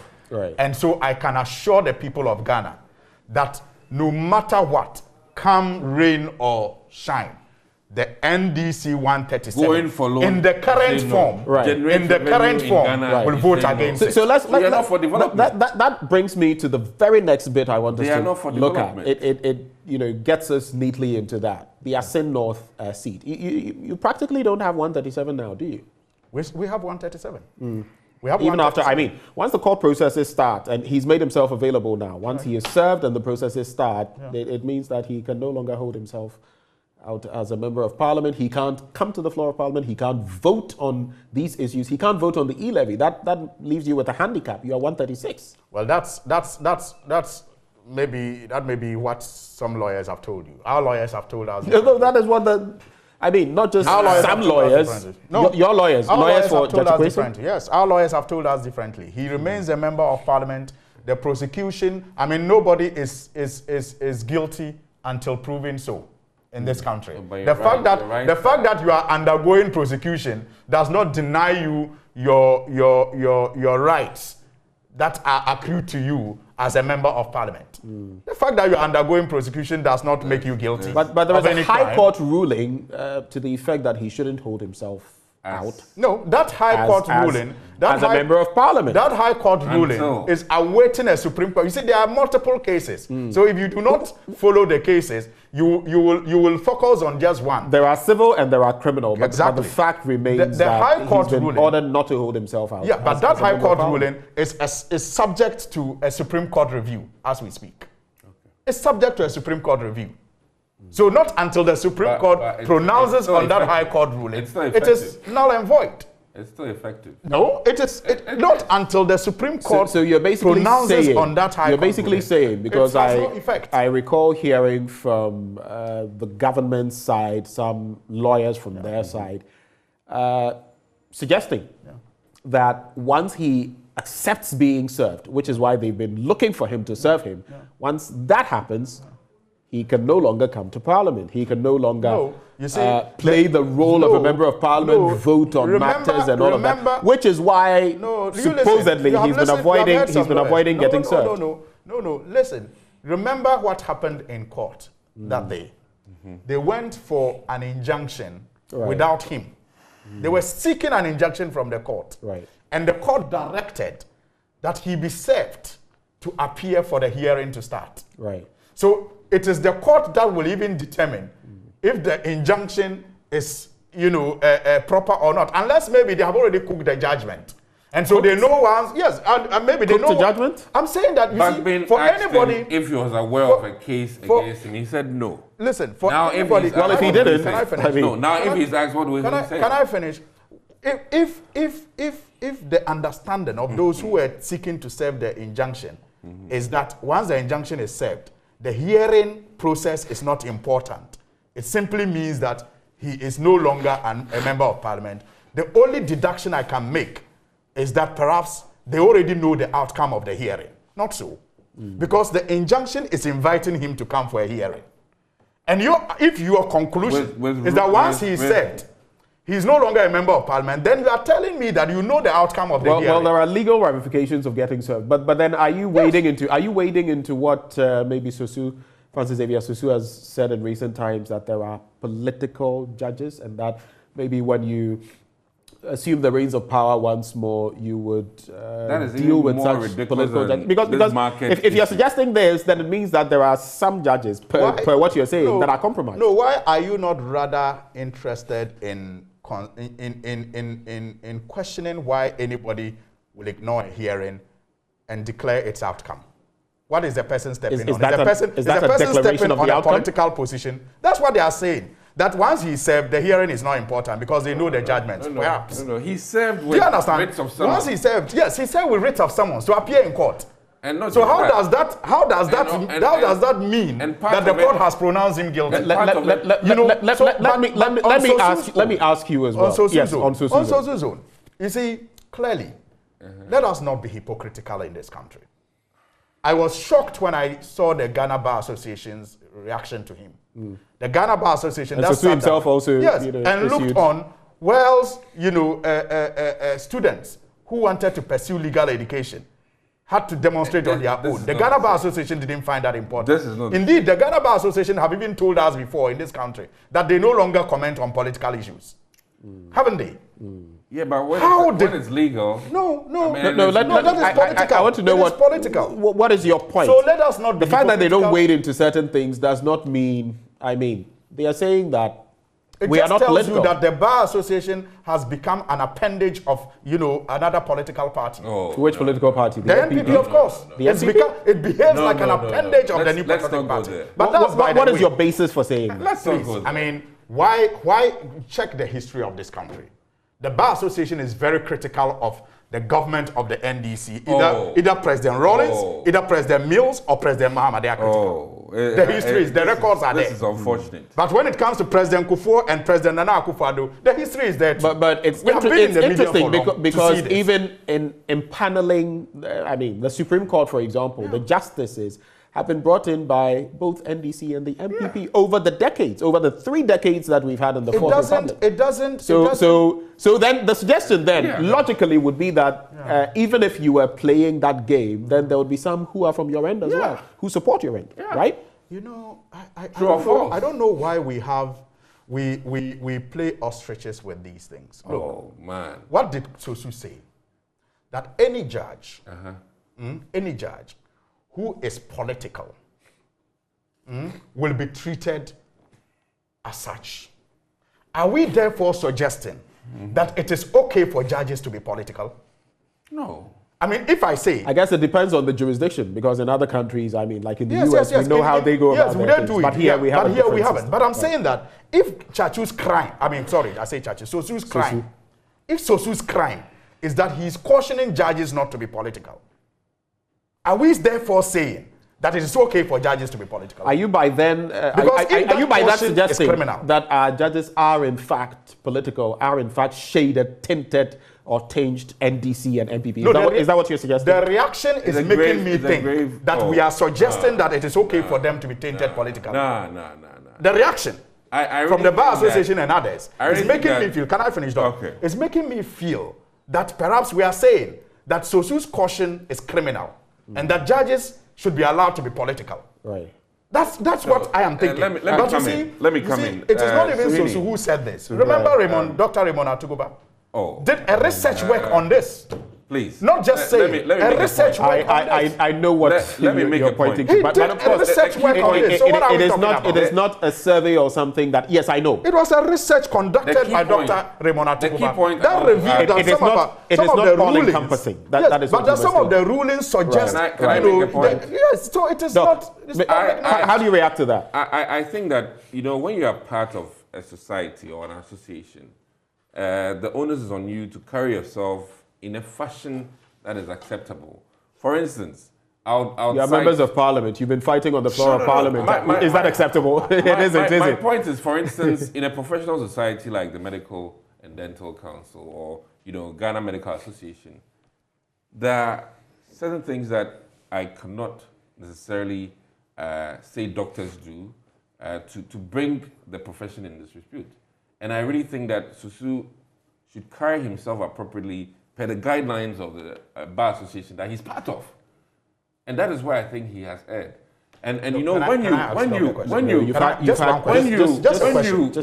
asking me questions when I was talking. Can I come in? Can I ask you a question? When you put medical association, can I ask you a question? If I say any doctor who kills people will be treated as a murderer, is that wrong? Serious. Is that wrong for you to say so? Any doctor who kills people is a murderer. Is that wrong to say that? That any doctor who kills people is a murderer. You shouldn't say that as a doctor. Totally different from. How is it different? How is it different in our context? If a judge behaves politically, he will be treated politically. Oh no.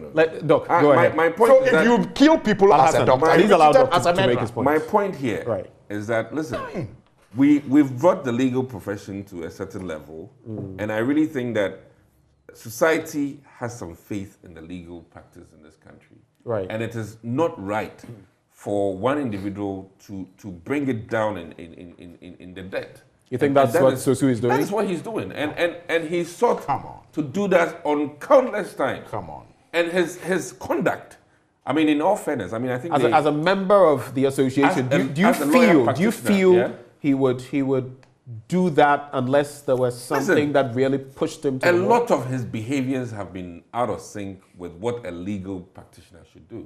Okay, and that is let's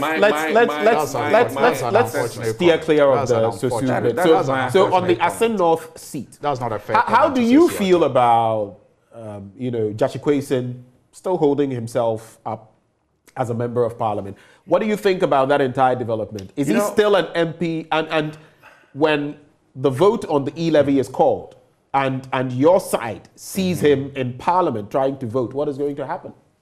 A lot of the determination rests in the bosom of the speaker.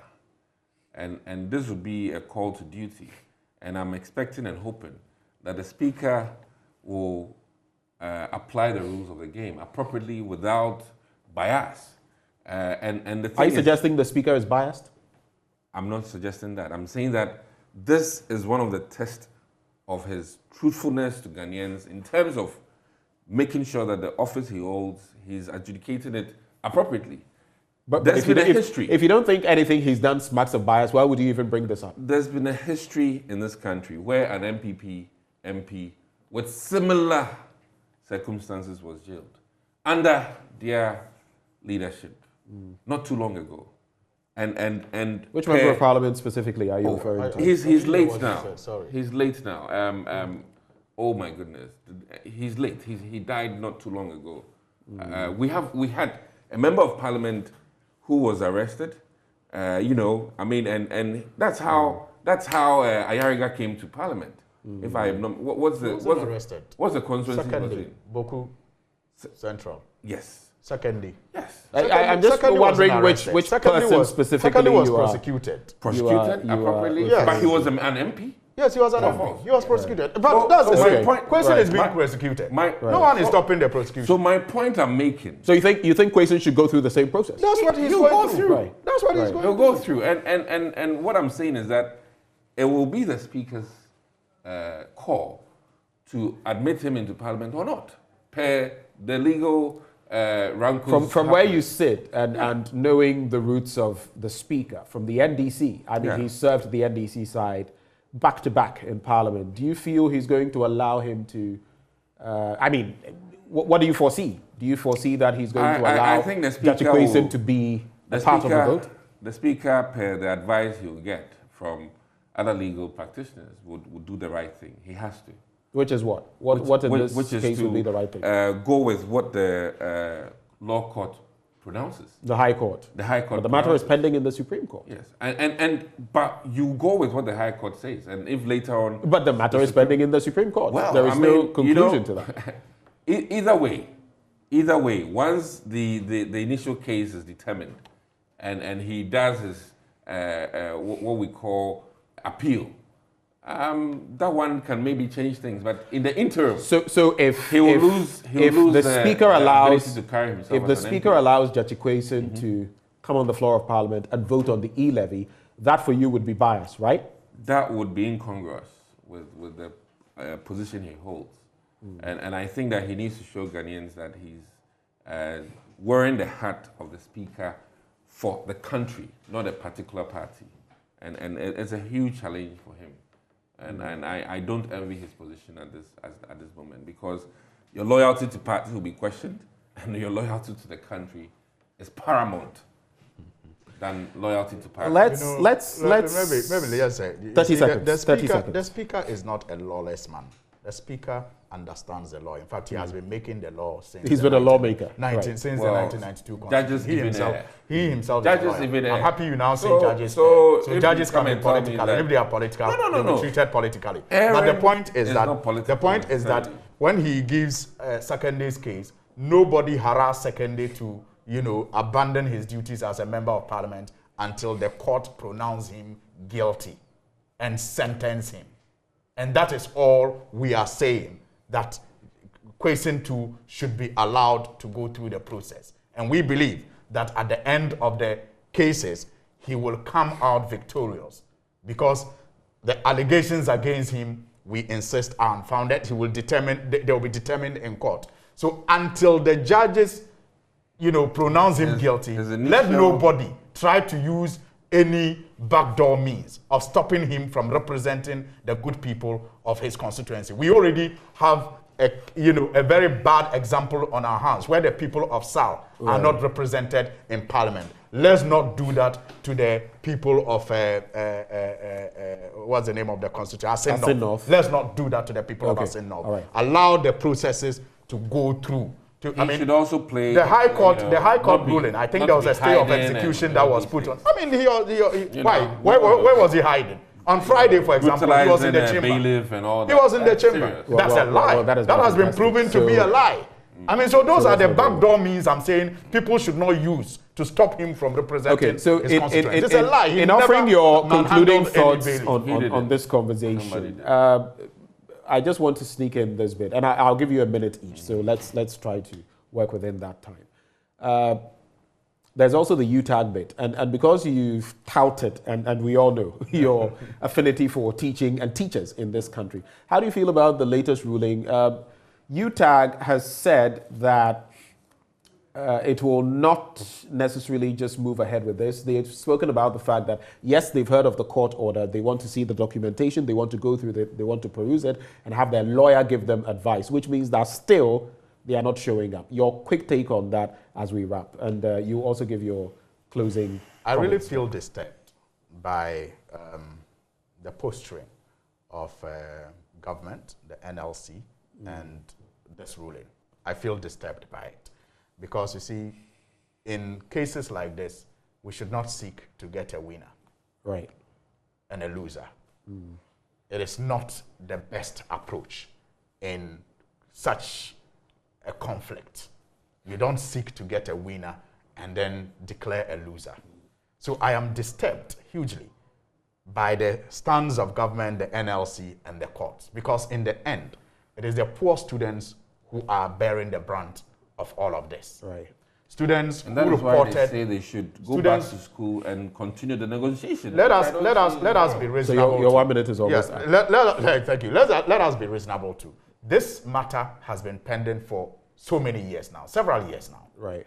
So it is unfair to continue to tell the lecturers to be the ones, conceding all the time and going to the hall. It is unfair. Let's be sincere about it. Dr. If you were a doctor and you were on strike for very genuine reasons, and you often go on strike, I mean, to be unfair for anybody to say you should ignore your final. So my thing about UTAG is a painful, unfortunate scenario. I'm not for strikes, no matter what. I'm not for strikes. I think that the school calendar has been affected. Careers are being affected. Right. Not just school, but careers are being affected.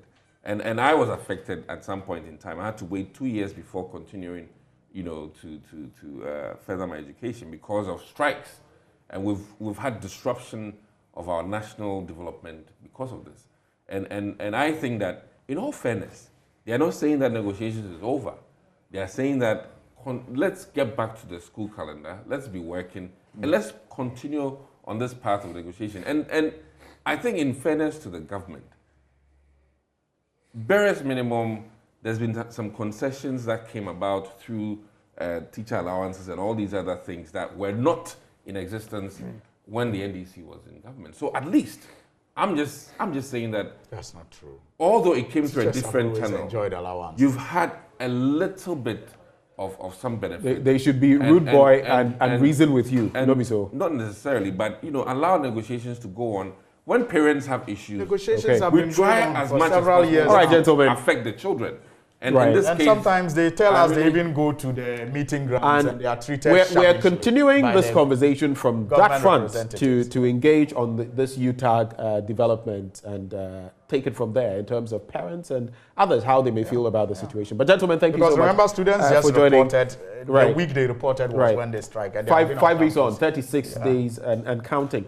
Alassane Suini is Member of Parliament for Tamale North. Thank you, sir, for Thank joining you the very conversation. Dr. Dixon Adumaku Kisi, Member of Parliament, Anyaso Utum. Thank you for joining the conversation.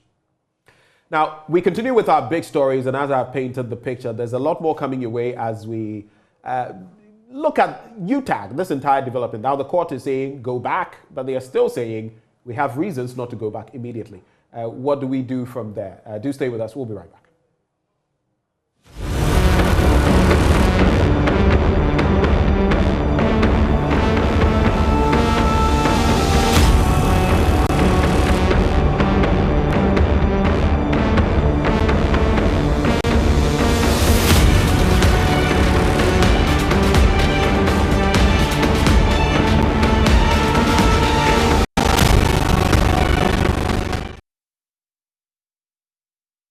Well, welcome back as we continue with our big stories. Now, the Labour Division of an Accra High Court has told UTAG to go back to the classrooms. An injunction that was put forward by the NLC has been granted. But the point is, will UTAG comply? That is the big issue to look at. We have joining the conversation Dr. Samuel Burt Bwedikusi, UCC UTAG president. He joins the conversation. Doc, thank you for joining us once more. Thank you very much, my brother. Right. You've come to the crossroads, haven't you? The Labour Division of an Accra High Court saying that you must go back to work, and that is the final ruling of the court. But like we've heard, it doesn't appear to be something that has moved a lot of you. Why is that so? Why are you not at post today teaching? All right, thank you very much. Yeah, I think that it's important to underscore that there were two main applications before the courts, and one of them was the injunction application. The other one was to determine the substantive matter, which is to enforce the ruling of the NLC. Now, it's important to state that it is the injunction which has been heard. The main application is still pending to be heard next week, Tuesday. But what is happening is that, yes, yesterday UTAG was in court and the ruling was given. The legal team, it's advising that we hold on and get the specific order, certified true copy of the ruling. And then they will be able to look at the exact orders that has been given and then advise their clients. So basically, that is where we are.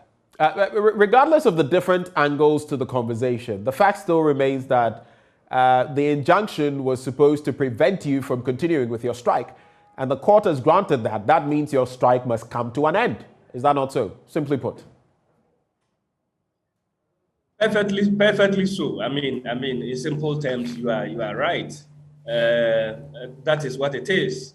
But again, what is also important to do is that it's also right for us to also get the exact ruling, the exact orders of the court. And I think that this is not something which will take days. It was a very short ruling. And so I'm sure if we are so minded, it's important that the exact orders are also received, and then we carry it on from there. So I don't think this is something that will probably even go beyond a day.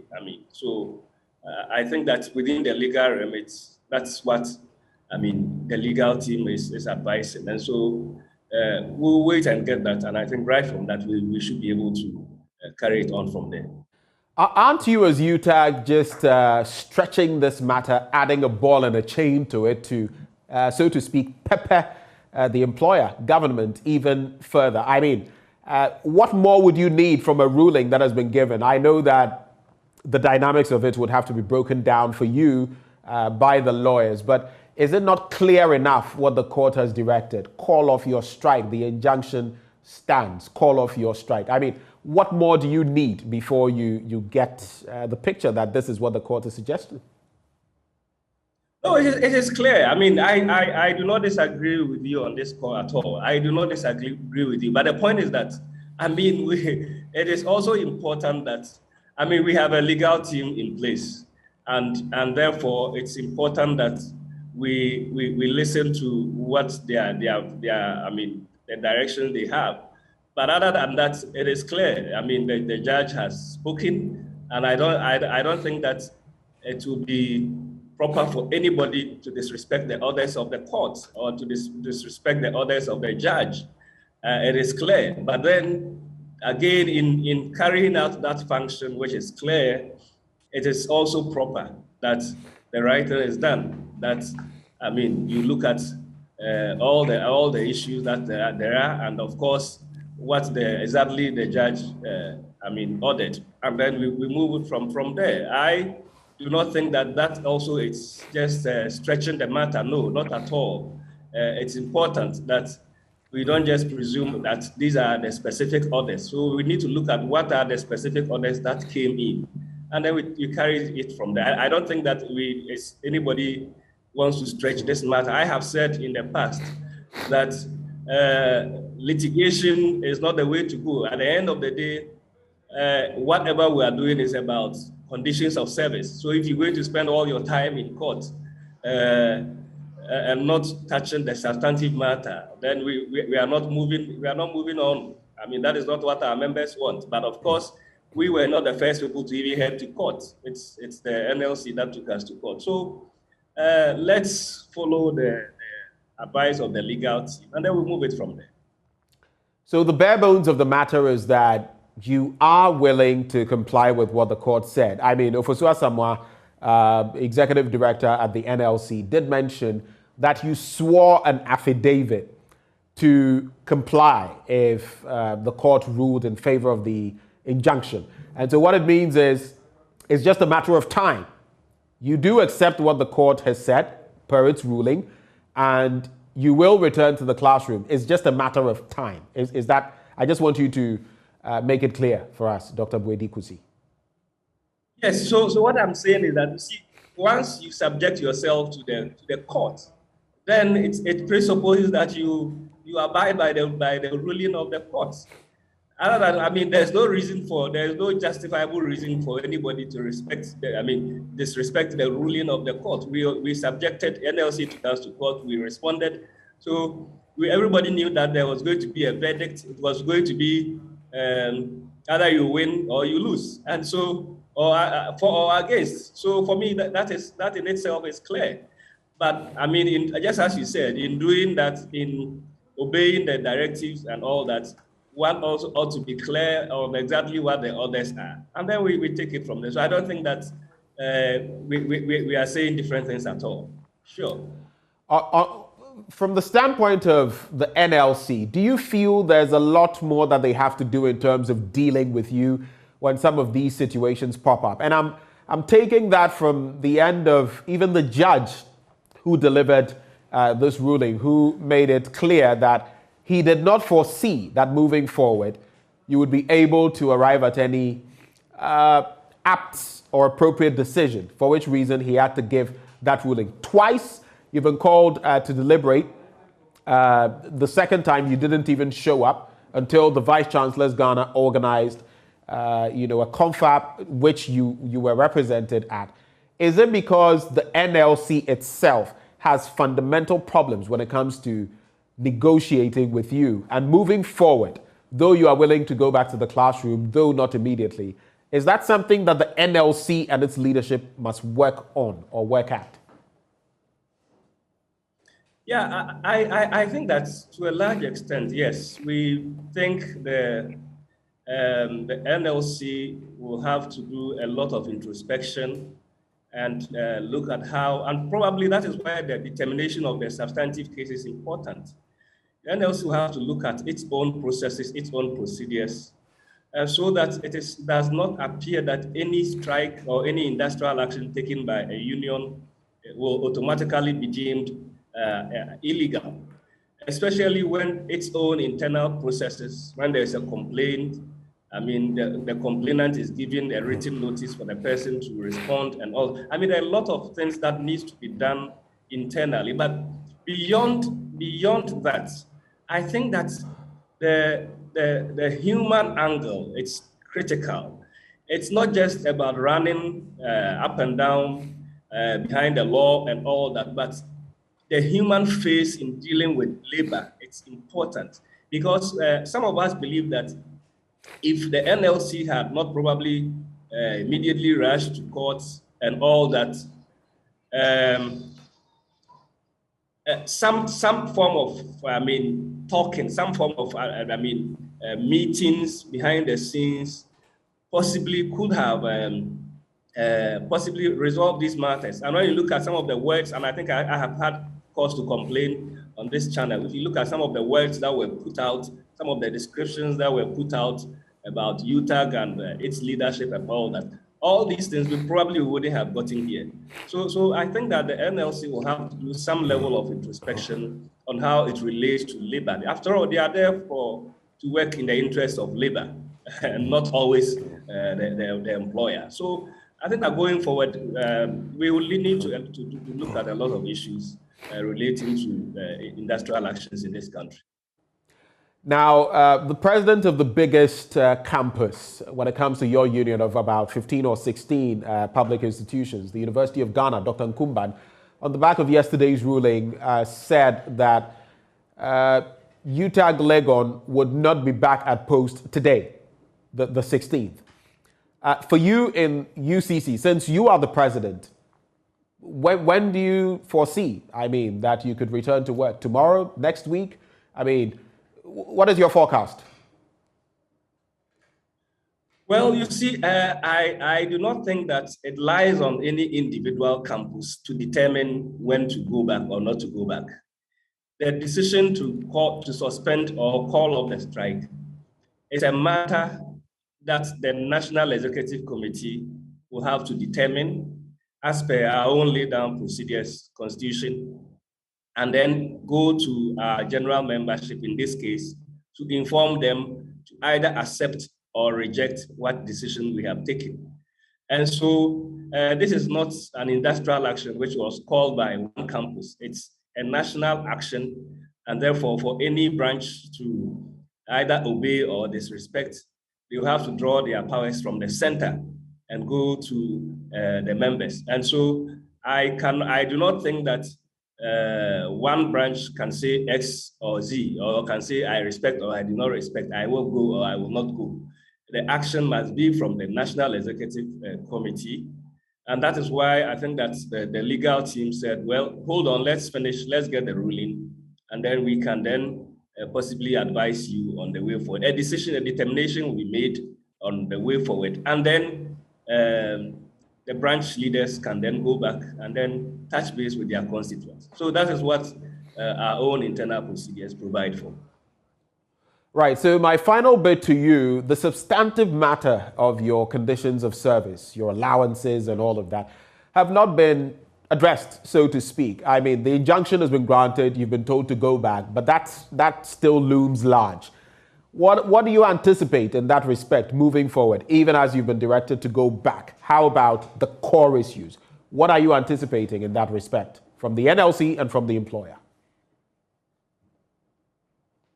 Yeah, thank you. I think for me, that is the crux of the matter, because at the end of all these litigations, or at the end of whether legal or illegal, we'll still have to get back to the table and talk about the condition of service. That is why we took this, we undertook this industrial action. So that is very critical. And the only thing which has held us at this point is that the employer says suspend the strike and come and negotiate. We acknowledge, your conditions of service deteriorating, and the employees are saying that, look, you have said this before, you didn't honor your part of the bargain, so now trust is a bit difficult.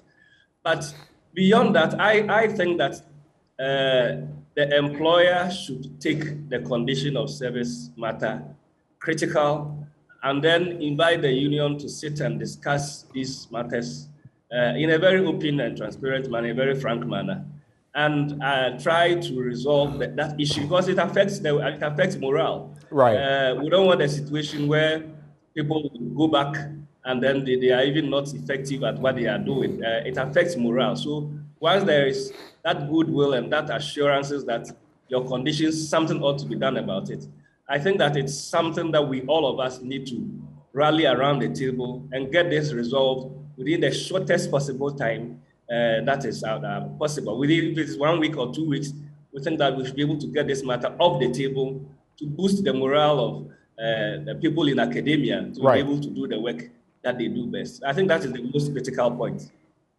Doc, we're grateful that you've brought us the scoop on this matter. And as always, we wish all of you the best. UTAG, the NLC, and of course the employer as well. Dr. Samuel Burt Bwedikusi is UTAG president at the University of Cape Coast, still staying on the educational front. We also have news in terms of the verification and confirmation of school choices by 2021 BECE candidates. So we're going to have a conversation on that. The Ghana Education Service has put out a statement dated yesterday. We'll bring you the scoop on that as we speak to the head of the Public Affairs Unit, Cassandra Chum Ampofo. And you'll be seeing that statement on your screens shortly as we get into the details. So it reads, press release, verification and confirmation of school choices by 2021 BECE candidates. And management of the Ghana Education Service brings to the notice of all parents, teachers, 2021 BECE candidates and the general public the following. So here are some of the points. 1, as part of measures to ensure a smooth placement this year, the Computerized School Selection and Placement System Secretariat has made available the choices of schools selected by the 2021 BECE candidates through bulk SMS, USSD messaging, and online for verification and confirmation. Secondly, parents, candidates, and teachers are to be informed that a bulk SMS of the school selected will be sent to the contact numbers provided by candidates during the school selection. Thirdly, candidates are to check and immediately notify their various heads of schools of any error found for corrections to be made. Fourthly, management wishes to indicate that apart from the bulk messages that will be sent to all contacts, parents and candidates can also dial *899 *88# and follow the instructions to verify choices made via USSD. It also goes on, in addition, to talk about online portal options, which can also be selected via csspsverify.com. And finally, the verification and confirmation commences today, Wednesday, the 16th of February. Let's connect now with Cassandra Chum Ampofo, who is head of public relations at the Ghana Education Service. Cassandra, thank you for joining the conversation. Many thanks for having me. Good morning. Right. So this statement has been put out. I've already read out some of the details, but what does this really mean in terms of the students, their parents, and all of that? Point out the details for us. All right. So thank you once again. In our bid to ensure that we minimize certain errors that come up during placement, that I did not choose a school or I chose this particular residential status. I wanted to be a boarding. It came up. I've been given a day status. I wanted this particular course. There's a problem with my name and all of that. We have gender issues. We have decided this time that we would send them messages. In fact, when they were choosing the schools, we asked them to provide us with the reliable contacts that we can reach them. And so this morning what we are doing is to send them a message of a display of the schools and details, everything that they filled for us. They filled in their various schools. It was on a hard copy. It was the school that did the input and then brought to us, and then we have those details in our database.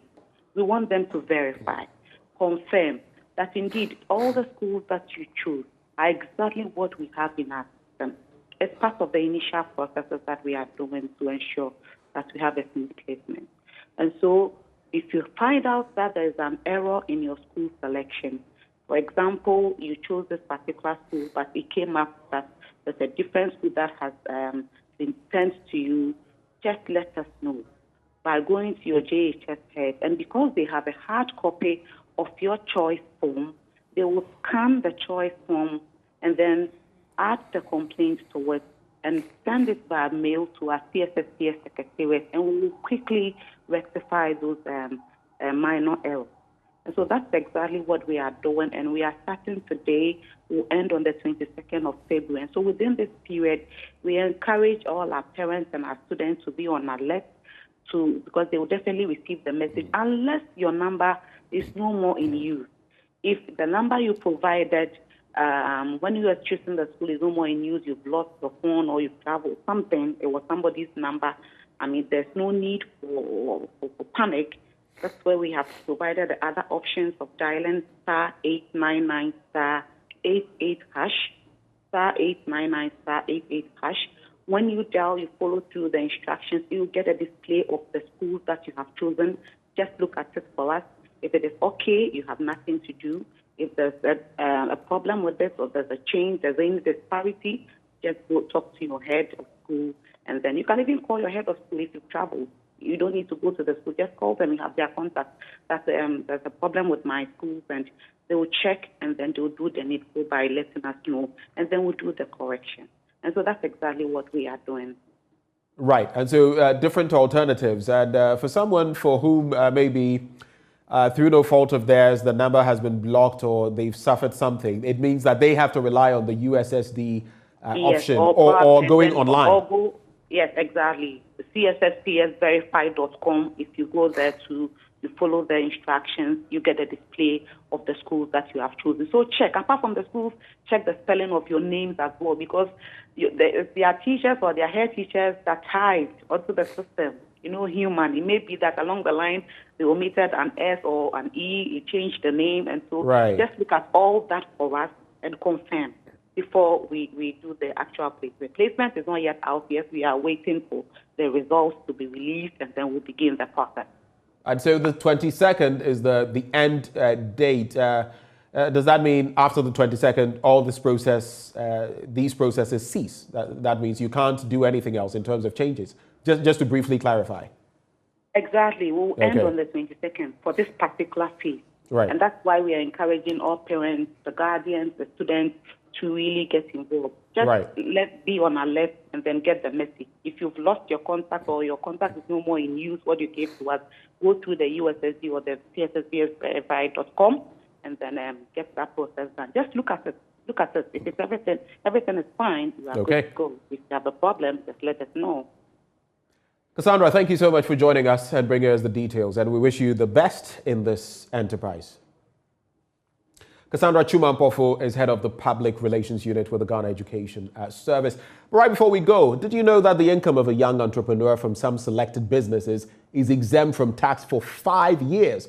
Any young entrepreneur engaged in manufacturing, information and communications technology, agro-processing, energy production, waste processing, tourism and creative arts, horticulture and medicinal plants does not need to pay income tax on these activities for their first 5 years of operation. A young entrepreneur engaged in business that enjoys an initial 5-year concession benefits from the following applicable tax rates for an additional 5 years. Accra and Tema, you're looking at 15%. Other regional capitals outside the 3 northern regions, you're looking at 12.5%. Outside the other regional capitals, that is 10%. For the 3 northern regions, it is 5%. If you want further clarity on this, all you have to do is get in touch with your nearest GRA office and they will give you the needed information. Ghana Revenue Authority, integrity, fairness and service. As we wrap, a very happy birthday as well. One more time to Fred Smith and George Riafe of our crew. Wish you the very best. My name is Benjamin Akapo. It's been a pleasure coming your way. Look out for our bulletins at 10 and at noon. Have a good day.